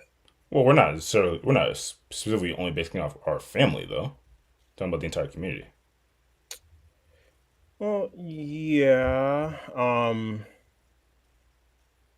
I guess that's a good Like we've point. never seen like or heard about like a reunion or just a black quote black and brown family like having a super big having a super big bond. Yeah, but at the same time, like, I guess I can only speak um to my, like, circle, my, um like, I don't know, like, my family circle, basically the entirety of my family circle, and maybe friends and people that we interact with. I'm not necessarily, I would never necessarily speak on the entirety of the culture, because we are not a monolith. And even within, So if we acknowledge that we're not a monolith, are we saying that about other communities? yeah, that's true too. You're saying they're not monoliths. No, they're not. So why would we try to go based off like them for being a representation of how we should be? What I'm saying is that I would only apply this, like, the perception of the other cultures that I see, to my own community that I'm within, and the people that I um interact with. And this what the way Tyrese breaks it down with, especially, like I said, the Latinos, I can relate to within my community. I don't know about this because they're not speak. I didn't. Nothing about this seems like speaking on my household It's basis. not my household. It's my community. I mean, I'm sure Tyrese has a much more extended community than I can. So maybe he feels more comfortable with speaking to the community, as, or, the. But when they say if us is in the black culture is more grounded, that doesn't say if us in my circle. That seems to say if us all like the majority of black and brown people.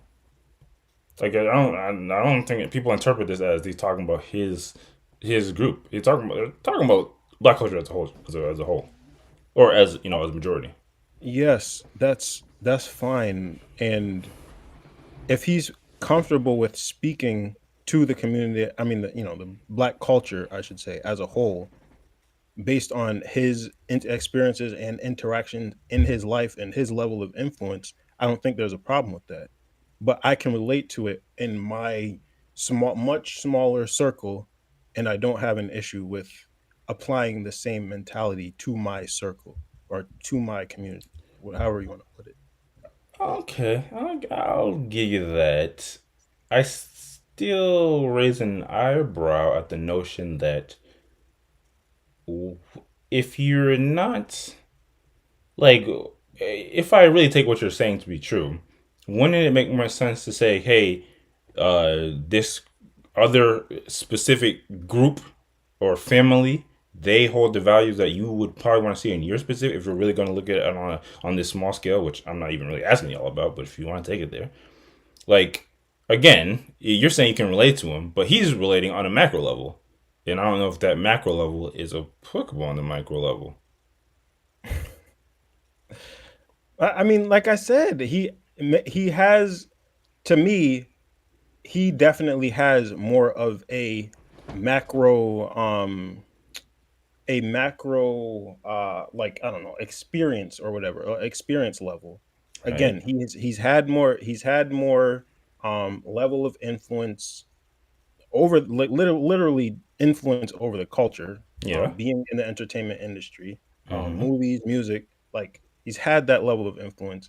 He's had, clearly, he's had the ability to travel, to experience different cultures.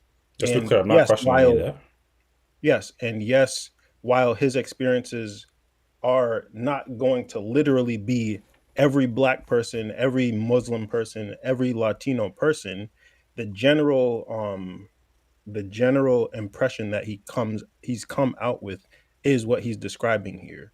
So if he feels comfortable speaking on the level of the culture, comparing to his experience with different cultures, I don't find a problem with it.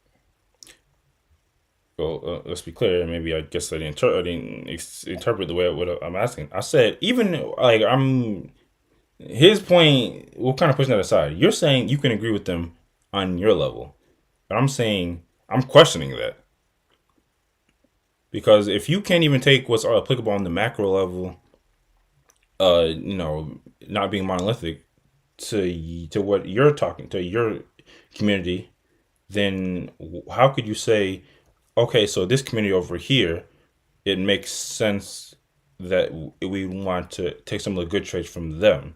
Wouldn't you say, hey, this specific family or this specific group, they have good characters, qualities? I mean, sure, I guess you could. I guess you could. I mean, it's not. I don't know. It's a guess. It's like if you are bringing it, which again I didn't ask, but since you brought it there, if you are really saying on a micro level, I can agree with this, then it becomes like then that's where the question: do you really feel like this group really holds that as a total holds this quality? Yeah, I mean, like if like you just said, it would make more sense to list the specific families, or people that I've interacted with from these other cultures and say this family, this person, whatever, has these qualities that I want to emulate. But if it's just in my mind, the majority of families, or maybe like all Well, that I've if it's in interacted a with white from person's that mind culture, that all black people are violent and evil, then is that make it valid for them to go saying? no. So why would it, in your mind, just because you believe, in your experience that the other group has all these good traits, why would you go and say it?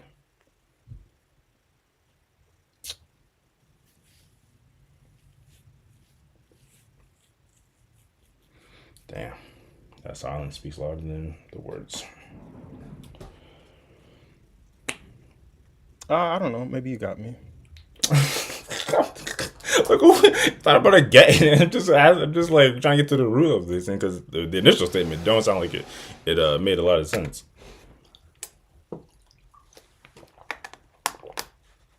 I think fundamentally, because honestly, I don't want to necessarily get on here and start complaining or start trash talking other communities. We over here at the Be Feel podcast definitely have a vibe of we are inclusive. We love people from all backgrounds, all that jazz. But being very realistic, I can if I was speaking on my specific experiences, I grew up around a lot of Hispanic folks, and I could, if I literally was going based off my own purview, a lot of this characteristics that didn't hold true. I've seen a lot of not unloyal Hispanic folks. I've seen a lot of Hispanic folks that never pursued entrepreneurship, never pursued trying to be businessmen. A lot of women that weren't the representation of a dream woman. I don't know too much about the quote unquote Jewish community. I've seen a lot of Muslim brothers that end up not a lot, but I've seen Muslim and Middle Eastern brothers that left their families so that the household didn't have a strong leader to look up to, or not a strong leader. They didn't have a strong fatherly leadership to look up to. Like, I can understand, in life we take things based on our perception and start to build stereotypes and things like that. And I don't think there's anything wrong with calling out. I am actually a big fan of self-policing. I think if a person wants to call out the flaws that are in the black and brown community, obviously, like Ghost said, as long as it's coming from the right intention, there's nothing wrong with that. But I think this is kind of like a very flawed view to say, hey, these groups over here, they got the sauce. We need to be following them because, like, one, I'm willing to bet they're really, I don't want to load my assumptions on, but they're really going based off their like their level of what they're seeing. Because like there are a lot of, there he goes, Ghost again. There are a lot of depending on it's gonna depend on the environment. If you go to like a lot of Hispanic countries, you think the whole country is gonna be filled with family traditions, loyalty, entrepreneurs? No, there's gonna be some people that have. You're gonna find everything that you mentioned about the Black and brown community. You're gonna find people that don't get anything done, people that aren't accomplished, people a fragmented culture, insecure. You think in Mexico, you think there's a bunch of like entrepreneurs and like businessmen? You think that's why a lot of people want to go over to the States, because there's an abundance of like healthy traditions and family values in a lot of these places? The same thing again. I already gave this disclaimer. We all this is out of love. You think in all of the Middle East, all these values are presented, and that's why there's a lot of issues within the Middle East. Like, we're coming from a very realistic and just want to make sure we're not just making things up view. A lot of these issues are represented in other cultures. I think this statement is good if you take out. I want to. Sometimes I wish I was born in another culture, and assigning some of these really productive elements to other cultures. I think just say, hey, this is what I observe in the Black and brown community. This is what I would like there to be. I think once you start comparing, that's where you get into a space of what do you like? You think you can't find businessmen, entrepreneurs, family oriented, loyal, in women in the Black and brown community? Are you crazy? Like, wait, what? So I guess that's my piece on the matter. But y'all can correct me if I'm tweaking on anything. I mean, I pretty much agree. Yeah, I mean, I think the goal should be improvement, not comparison, is what it boils down to for me. Facts. But also because we're all about balances on here, and I wonder if in the original post, because whenever people make these long ass posts, I know for a fact that they edit it, even though there's still some typos and grammar mistakes in here. I know for a fact they go back and edit it. I always wonder in the original iteration if they mention the benefits of the white, quote unquote, white community. and I noticed that you didn't specify anything there. It maybe pull that back once they realize that would come off away. But I was gonna say, in saying everything I just said, I'm not saying I'm innocent of it. I think I've even said to y'all sometimes, like, specifically with some of this new age like men versus women debates, and like this weird division in our culture, especially when it comes to like dating and mate selection, where it seems like there's a lot of N words ain't shit, and B words ain't shit either. You don't really find that in white communities. Like, a lot of white people, they find a partner early on, or they find them in college, or they find them early on in their workspace. They get married, and then they really just go about their business. It seems like in our culture, this is again, I'm doing what Tyrese says, so you can come for me as well. But it seems like in our community, we're like, I don't want to drag on podcasts, but we're like setting up all these like platforms and trying to explain why I can't find like a good woman or a good man. And it's like, if no one can find a good man or a good woman, I think like at a certain point we just got to really analyze what we're looking for and what we can do to actually obtain that. And so yeah, I'm not even against this. There's some ways in which I do it as well. I just if someone called me out for it, I mean, I couldn't argue. I can argue that. But I digress. But, just to help the conversation. That's what we're about on this podcast. But if there's nothing else, we can move on to the next topic.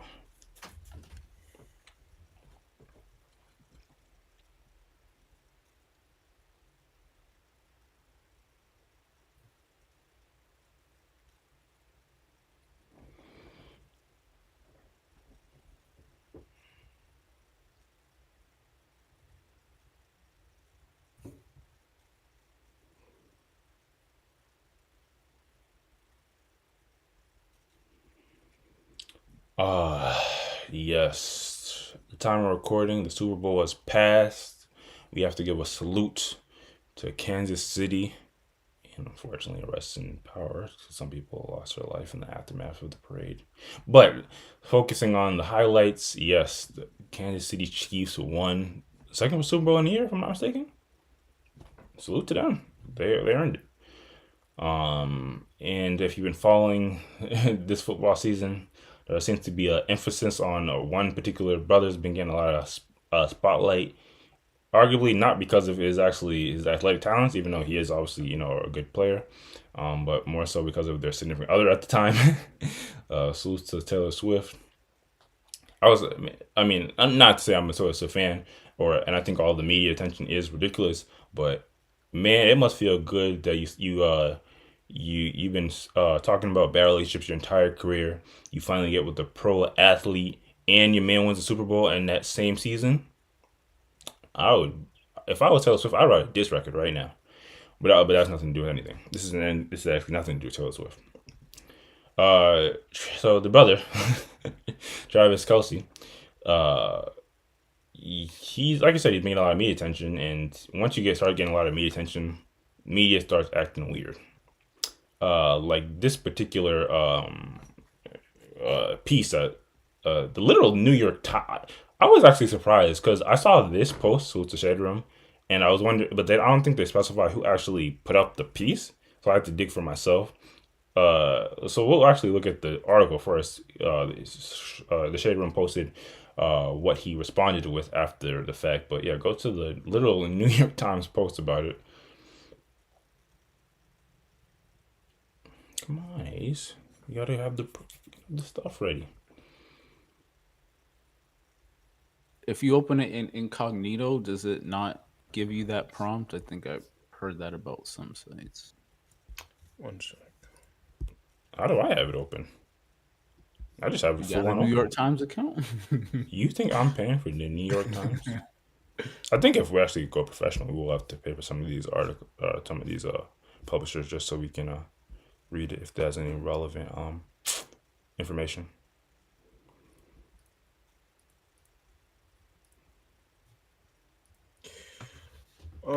Technical difficulties here. It's fine. We got the perfect screen for when stuff is going on. Nice. And we got the be right back. Where is it? Yes. Oh, I know what's happening. Stupid. Hold up. Let's try something. All I gotta have is, if I had some elevator music, that would go perfect.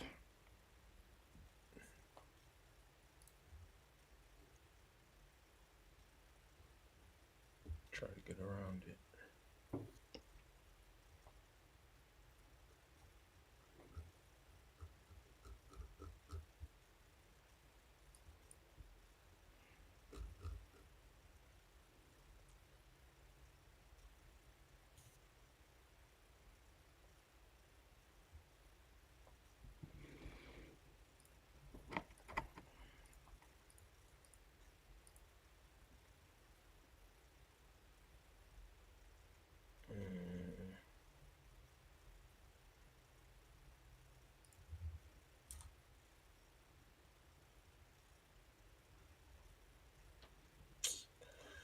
All right, screw that. I'll do something else.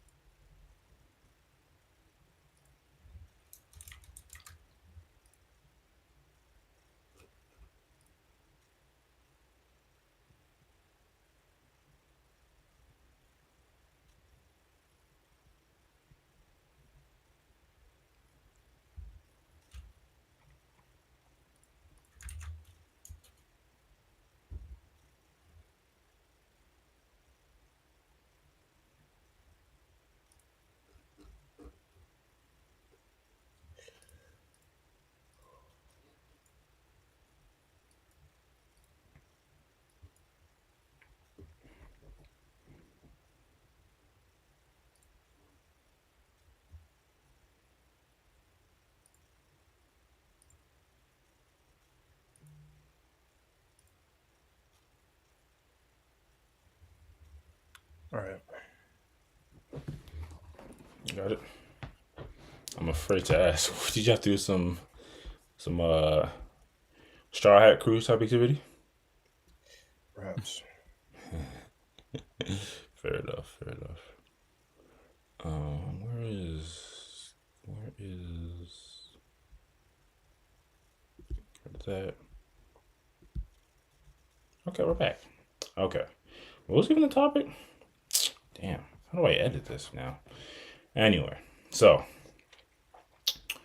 yes, according to the New York Times, they'll take the Travis Kelce. Is it Kelce or Khalees? I don't know. It's Kelce.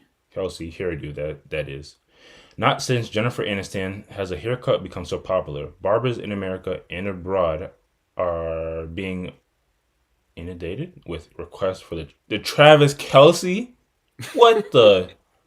God damn, that's crazy. Imagine going to a barber and saying, "Can I get the Travis Kelce?" I can imagine what type of barbers these are, though, is the sad part. Anyway, let's scroll down and see if this has any validity. There's actually a TikTok video. They're not just grasping. I don't like to call out specific people just because we don't like their articles, but salute to Allison Kruger. Jeffrey Dugas, who cuts hair at Obsidian Barbers in New Brunswick, Canada. Oh, Canada is the problem. Has received a very specific request from clients in the past 2 weeks. They want the same style as Travis Kelce. They usually come in with a picture of him. Mr. Dugas says. I'm like, yeah, I know who that is. It's not the first time Mr. Dugas has been asked to replicate the hairstyles of celebrities. When Bruce Hall was popular on TikTok and had a very long curly fringe. Who? Omega Law? Yeah, Google that on the side. Had a long curly fringe in the front. All the kids were getting it. He said, referring to a social media personality with almost 25 million followers on TikTok. Literally the goofiest haircut I've ever seen. Well, let's see. You got to give the audience context. Who's Bryson Hall? Or Bryce Hall, sorry. One second. This guy. Yeah, definitely look like an influencer. I'll grant him that. But yeah. Anyway, keep going. Oh. So, Mr. Kelce's hairstyle, a buzz cut fade, is easy to replicate. I wonder why. It's basically zero on the side until you get to the top, he said. It's a fun, easy haircut that I can do in a quick 20 minutes. And let's look at this TikTok that probably expounds upon that. Might have to refresh the page. Can't refresh the TikTok. Don't get me started about TikTok. Oh my god, dude.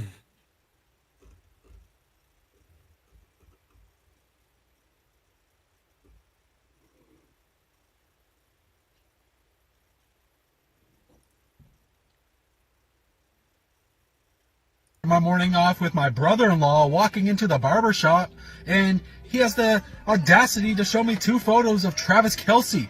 Like, bro, I knew you were trouble as soon as you walked in. I'm a barber. I'm not a magician, bro. But you know me. I had him going from looking crazy to someone Taylor Swift would date. And if you are looking for a haircut like this, make sure you tap the link in my bio, and that's how you're going to be able to book an appointment with me. I am located at Obsidian Barbers, 615 Rossay Avenue in St. John, New Brunswick, and I hope to see you soon. Yeah, you're gonna want to actually make sure that's not continue to play. But a sheer number of customers asking for it astounds him. Last week, he said at least 50 people come in for that haircut. He said that's crazy amount. He attributes the demand to not only the fact that Mr.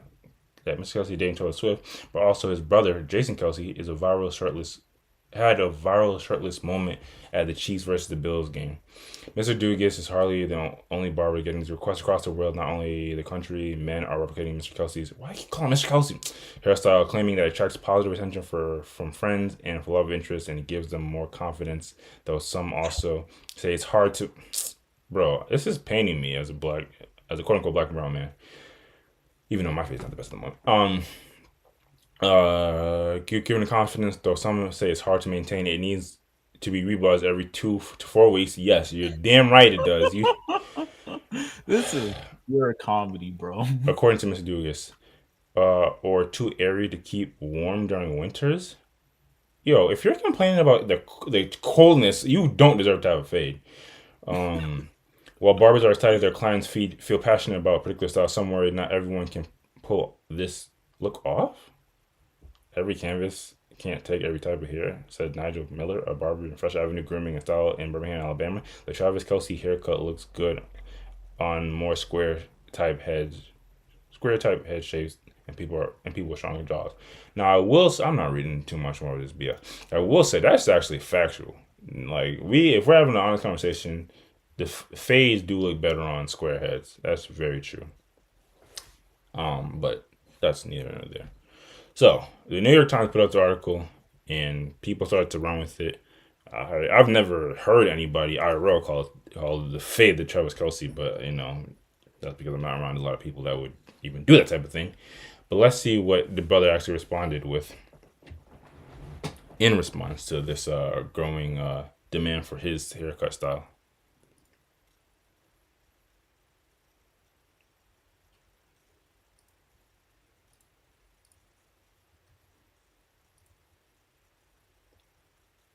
You got it?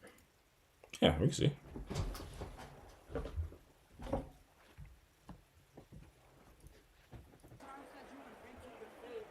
That was ridiculous, man. It's absolutely ridiculous. And to do it on February 1st to throw me to the wolves like that was messed up, man. I don't want anything to do with that one, man. I got a good fade if you need it, though. It's a 2 on top, a nice high to mid fade with the taper in the back. But I didn't invent that. I just asked for it. Patty Cuts, if you need a good fade, Patty's got you. So to shout out your barber. We need more of that. But yeah, absolutely good on him, because if he had said anything slick to the effect of, yeah, I've been kind of making that shit pop off, they would have killed him. So he had a good answer. But it still is kind of baffling how any person that exists and have existed for more than like a couple years on this earth could put this article out or like try to piece together. And it almost kind of makes me get a bit conspiracy theory brain, how we always talk about like some of these platforms are doing some of these things intentional. I guess nothing to take too seriously, but what do y'all think when y'all see this? Do y'all think that it's actually not wrong for somebody newer to come in and make something quote unquote popular when it's already existed for God knows how long? Yeah, I'll start with that. What do you think, Ace? Well, I don't really think he had a choice in making it popular necessarily. So, and it almost certainly wasn't even his intention. He probably just wanted a good haircut, and you got a fade. Facts. So yeah. Well, you're saying that for him specifically. You think do you think sometimes people do try to portray that they made something popular? I mean, do we not remember the famous Super Hot skit? What did I say? Super Hot Fire skit. I was doing that first or something like that. Yeah, Ben had white tees. And yeah, this is some throwback shit. You might if you're young, you might not know what we're talking about. Belts, it's so stupid. Snapbacks. Yeah. Yeah, no, I mean people definitely do it, and is it okay? I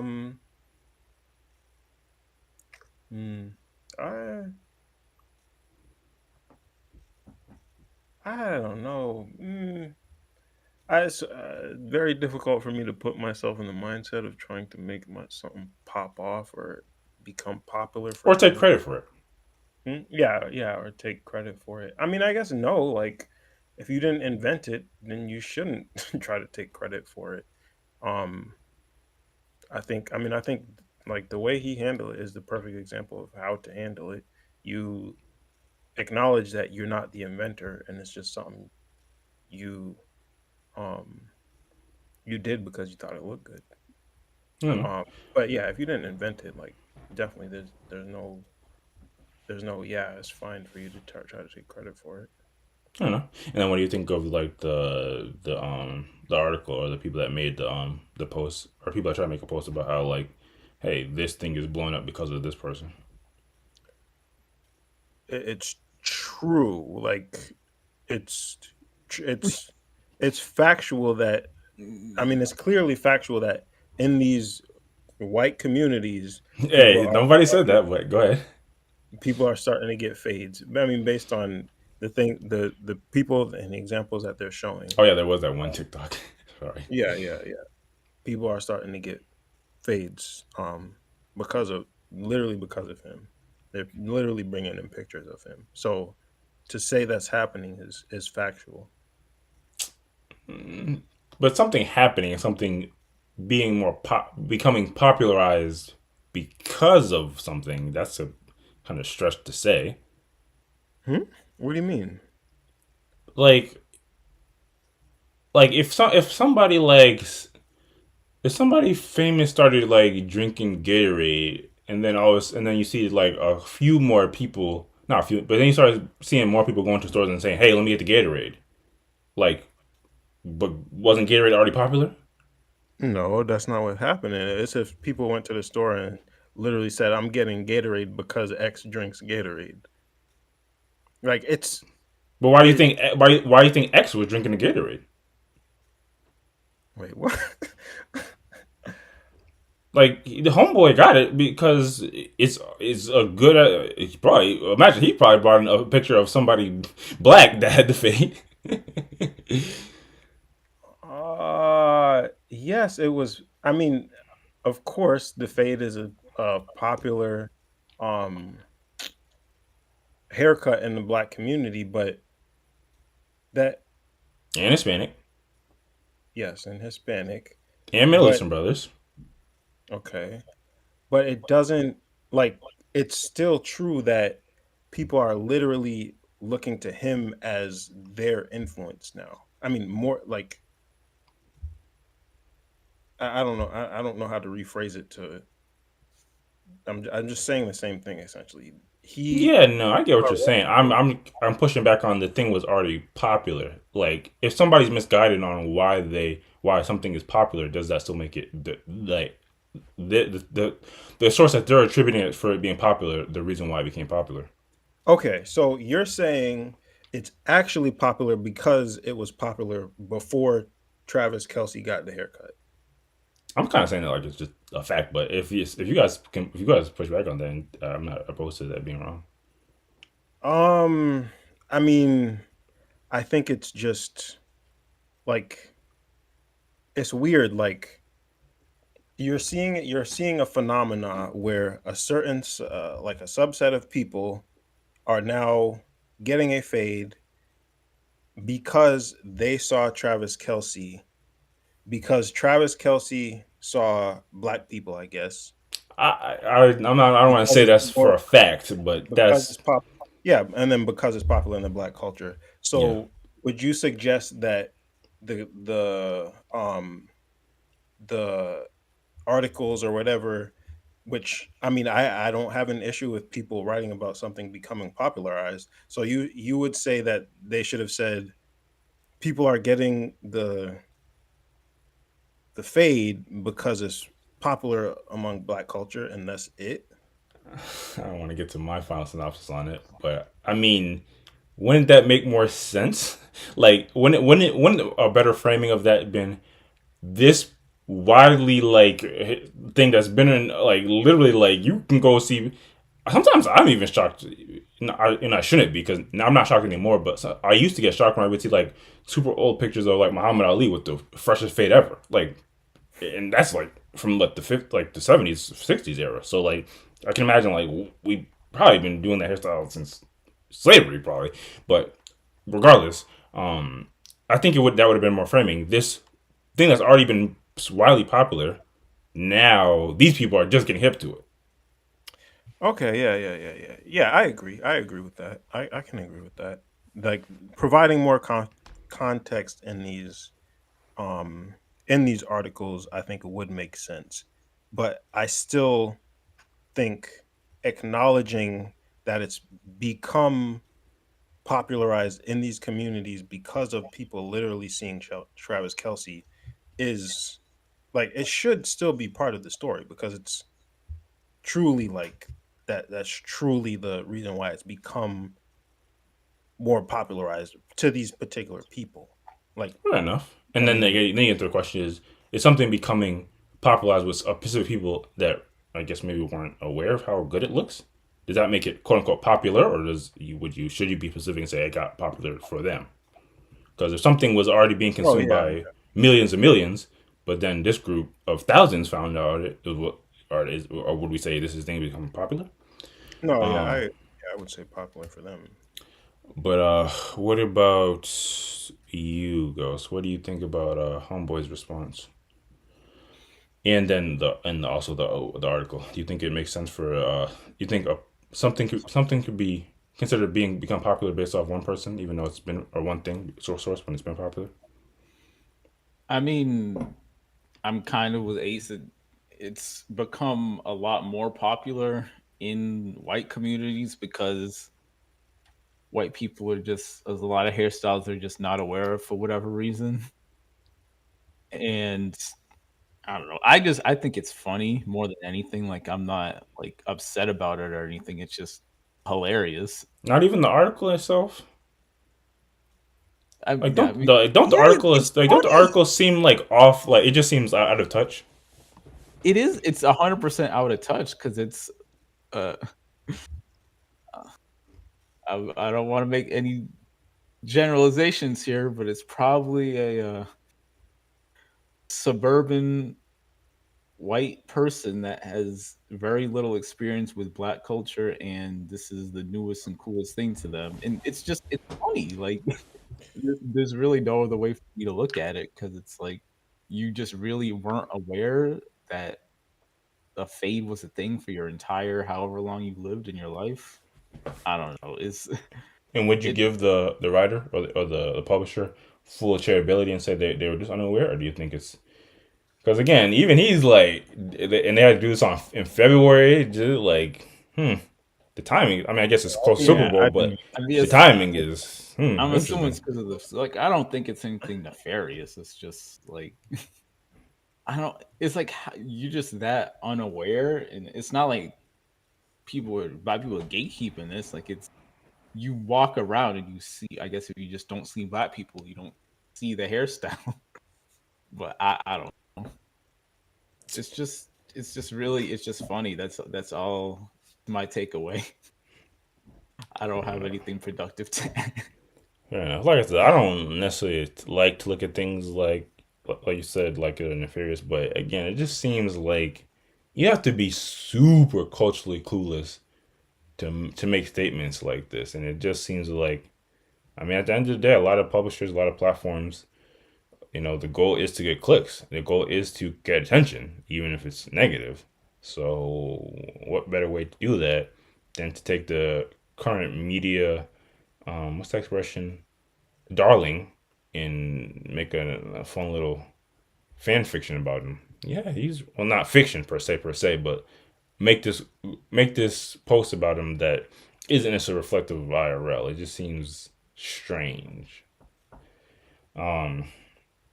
And I guess going back to you guys, don't even really answer this, but like, as I guess I can't say fellow braided brother, but as a braided brother, so you're telling me that if some white athlete, or white passing white athlete, started rocking braids, and then some article came out say people are really starting to gravitate towards the braids because of this guy, you're not gonna look at that side with a side eye.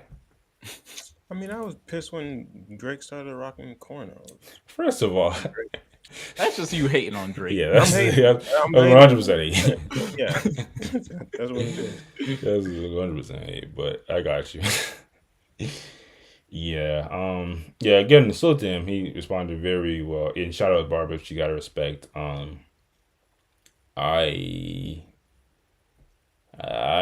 I'm to be honest. I think again, there's nothing wrong with them posting literal examples of like people from Canada and other people that are obviously don't spend a lot of time around black and brown people, saying, "Hey, let me get the Travis Kelce." But I I feel if you go into a predominantly black and brown barbershop and ask for Travis Kelce, You gonna get laughed now off the shop, bro. now we see what's really like.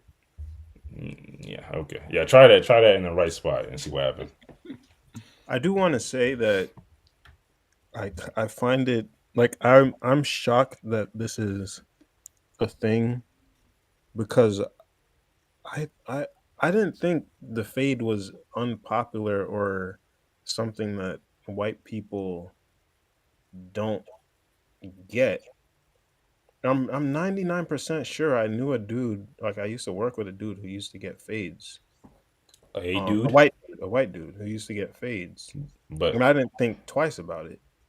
So but I just assumed yeah, I guess. that other people, like other white people, got it as well. Like what? I can't think. Like they really just before it just got buzz cuts and that was it. Like that seems weird to me, Well, I mean, especially younger white think about all the dudes. quote unquote white people. You said a dude. Would you say it's as common as in the black and brown community? Well, I'm saying with a shorter with a shorter haircut. Um, I think it makes sense. A lot. I mean, a lot of white dudes that I know Like don't have shorter haircuts. So just all the Hmm. thousands of white people you've seen at your job, at college, whatever. What would you put the percentage of them of it at for how many of them had fades? Because for me, I'd say like 0.5%, if that. Pretty low. I would probably say like again, I only know for sure of one dude that I worked with, because he in particular he wore his hair low.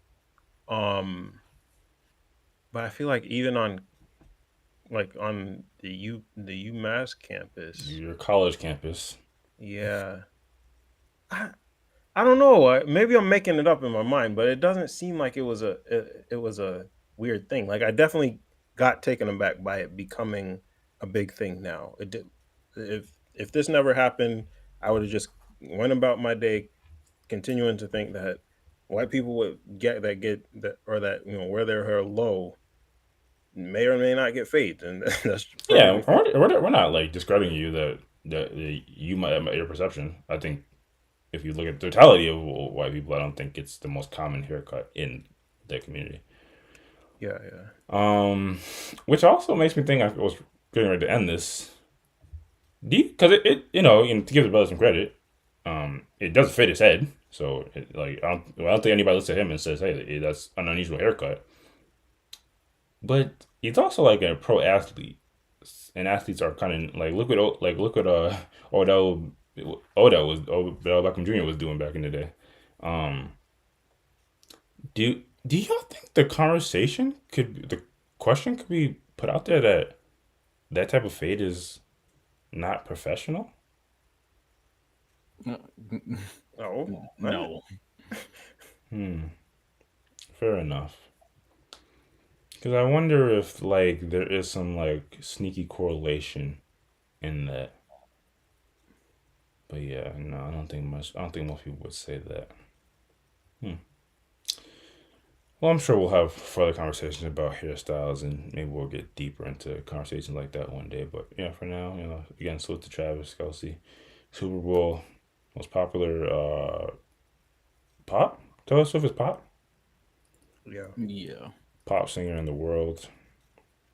Man, we're just winning. And I I'll never hate on a winner. But if there's nothing else, we can move on to the next topic.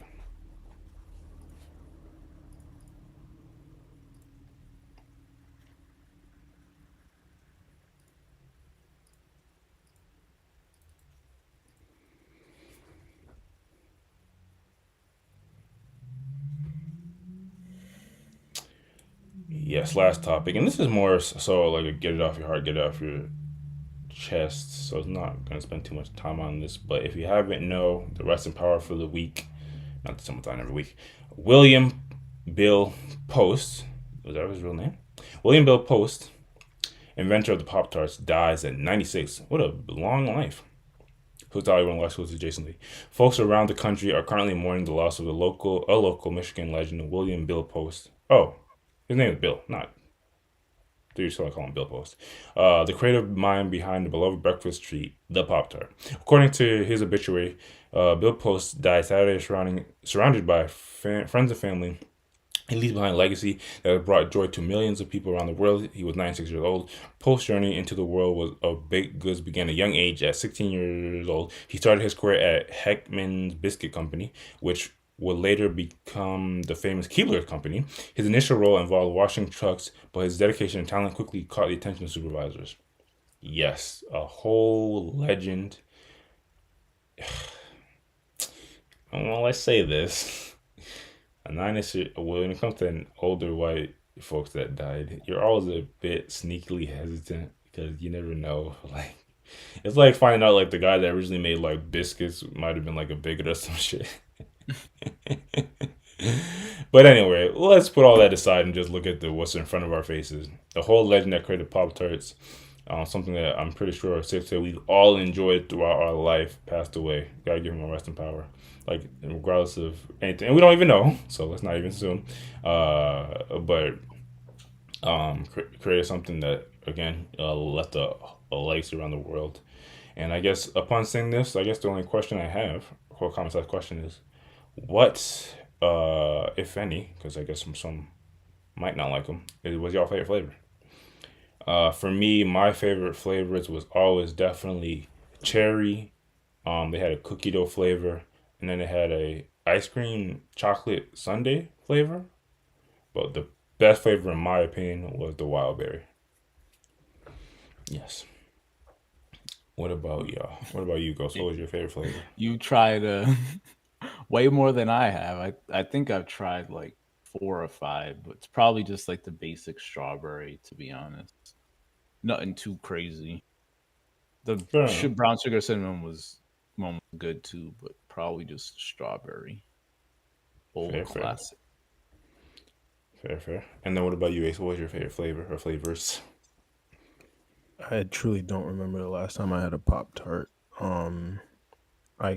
We had Pop Tart alternatives, and I could be mixing that up with what I remember Pop Tarts to taste like, but I think if I'm remembering correctly, the maple and brown sugar, whatever, cinnamon, whatever it was, that was probably the one that I consumed the most and liked. Fair enough. And yeah, obviously that's the beauty, question mark. That's the crazy part of the legacy. I think when you create a product that then there's a bunch of spin-offs and you get the store brand ones that are so gross. Oh my gosh. I remember one day, me and my homeboy in high school, we were like in the little dollar store trying to get some snacks, and we just conceded and said, "Oh, let's just get the store brand Pop Tarts." Dumb shits were so gross, bro. We do it that way. It was so gross. And then you have like the more like organic versions, which I believe you're referring to, Ace. So yeah, that's the beauty of legacy. Anyway. Everyone that's listening to this, definitely drop your favorite flavor. What was your favorite flavor of Pop Tarts in the comments? Yeah, definitely. And everyone go out and have a Pop Tart on Old Bill. Yeah, we doing Aries now? Oh, I guess no ad, but I'm joking. But yeah, nothing too much. Fruits Pop Tarts. So I guess I'll switch back to. Let me go here first, and then put up this. Yeah.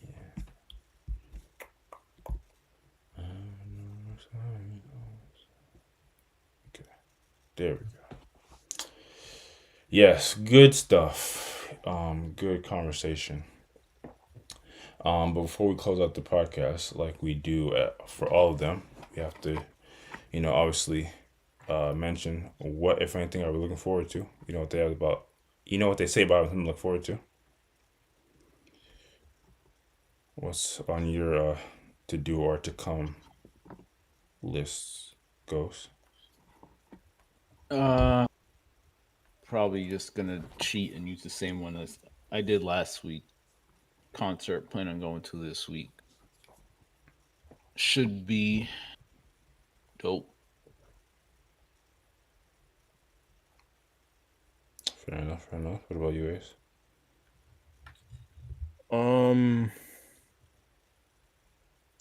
Well, I'm looking forward to the soreness in my mouth going away after just having gotten my wisdom teeth removed yesterday.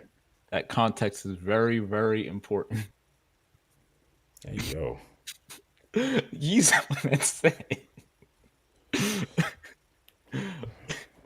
That was a mega pause moment, bro. Fair enough. Yeah, for me, just little things in life. Like I mentioned at the beginning of the podcast, a day off, which is always super welcomed.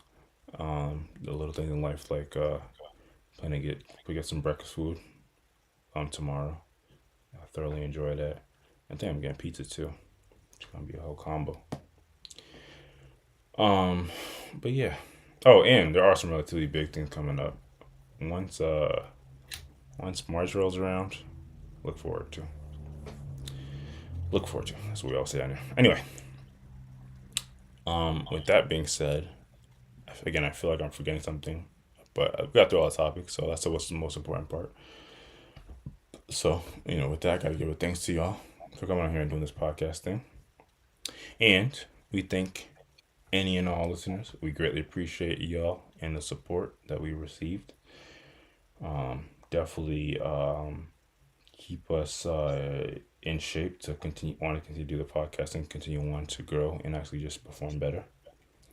And we hope that by listening to the podcast that you gain new perspective or learn something new, like the fact that you might very well in the near future be able to get a Honda Civic PS5 combo. Or we just hope that you find this entertaining. But if none of that happens to you, then all we have to say to you is be warned and be filled. Thank you.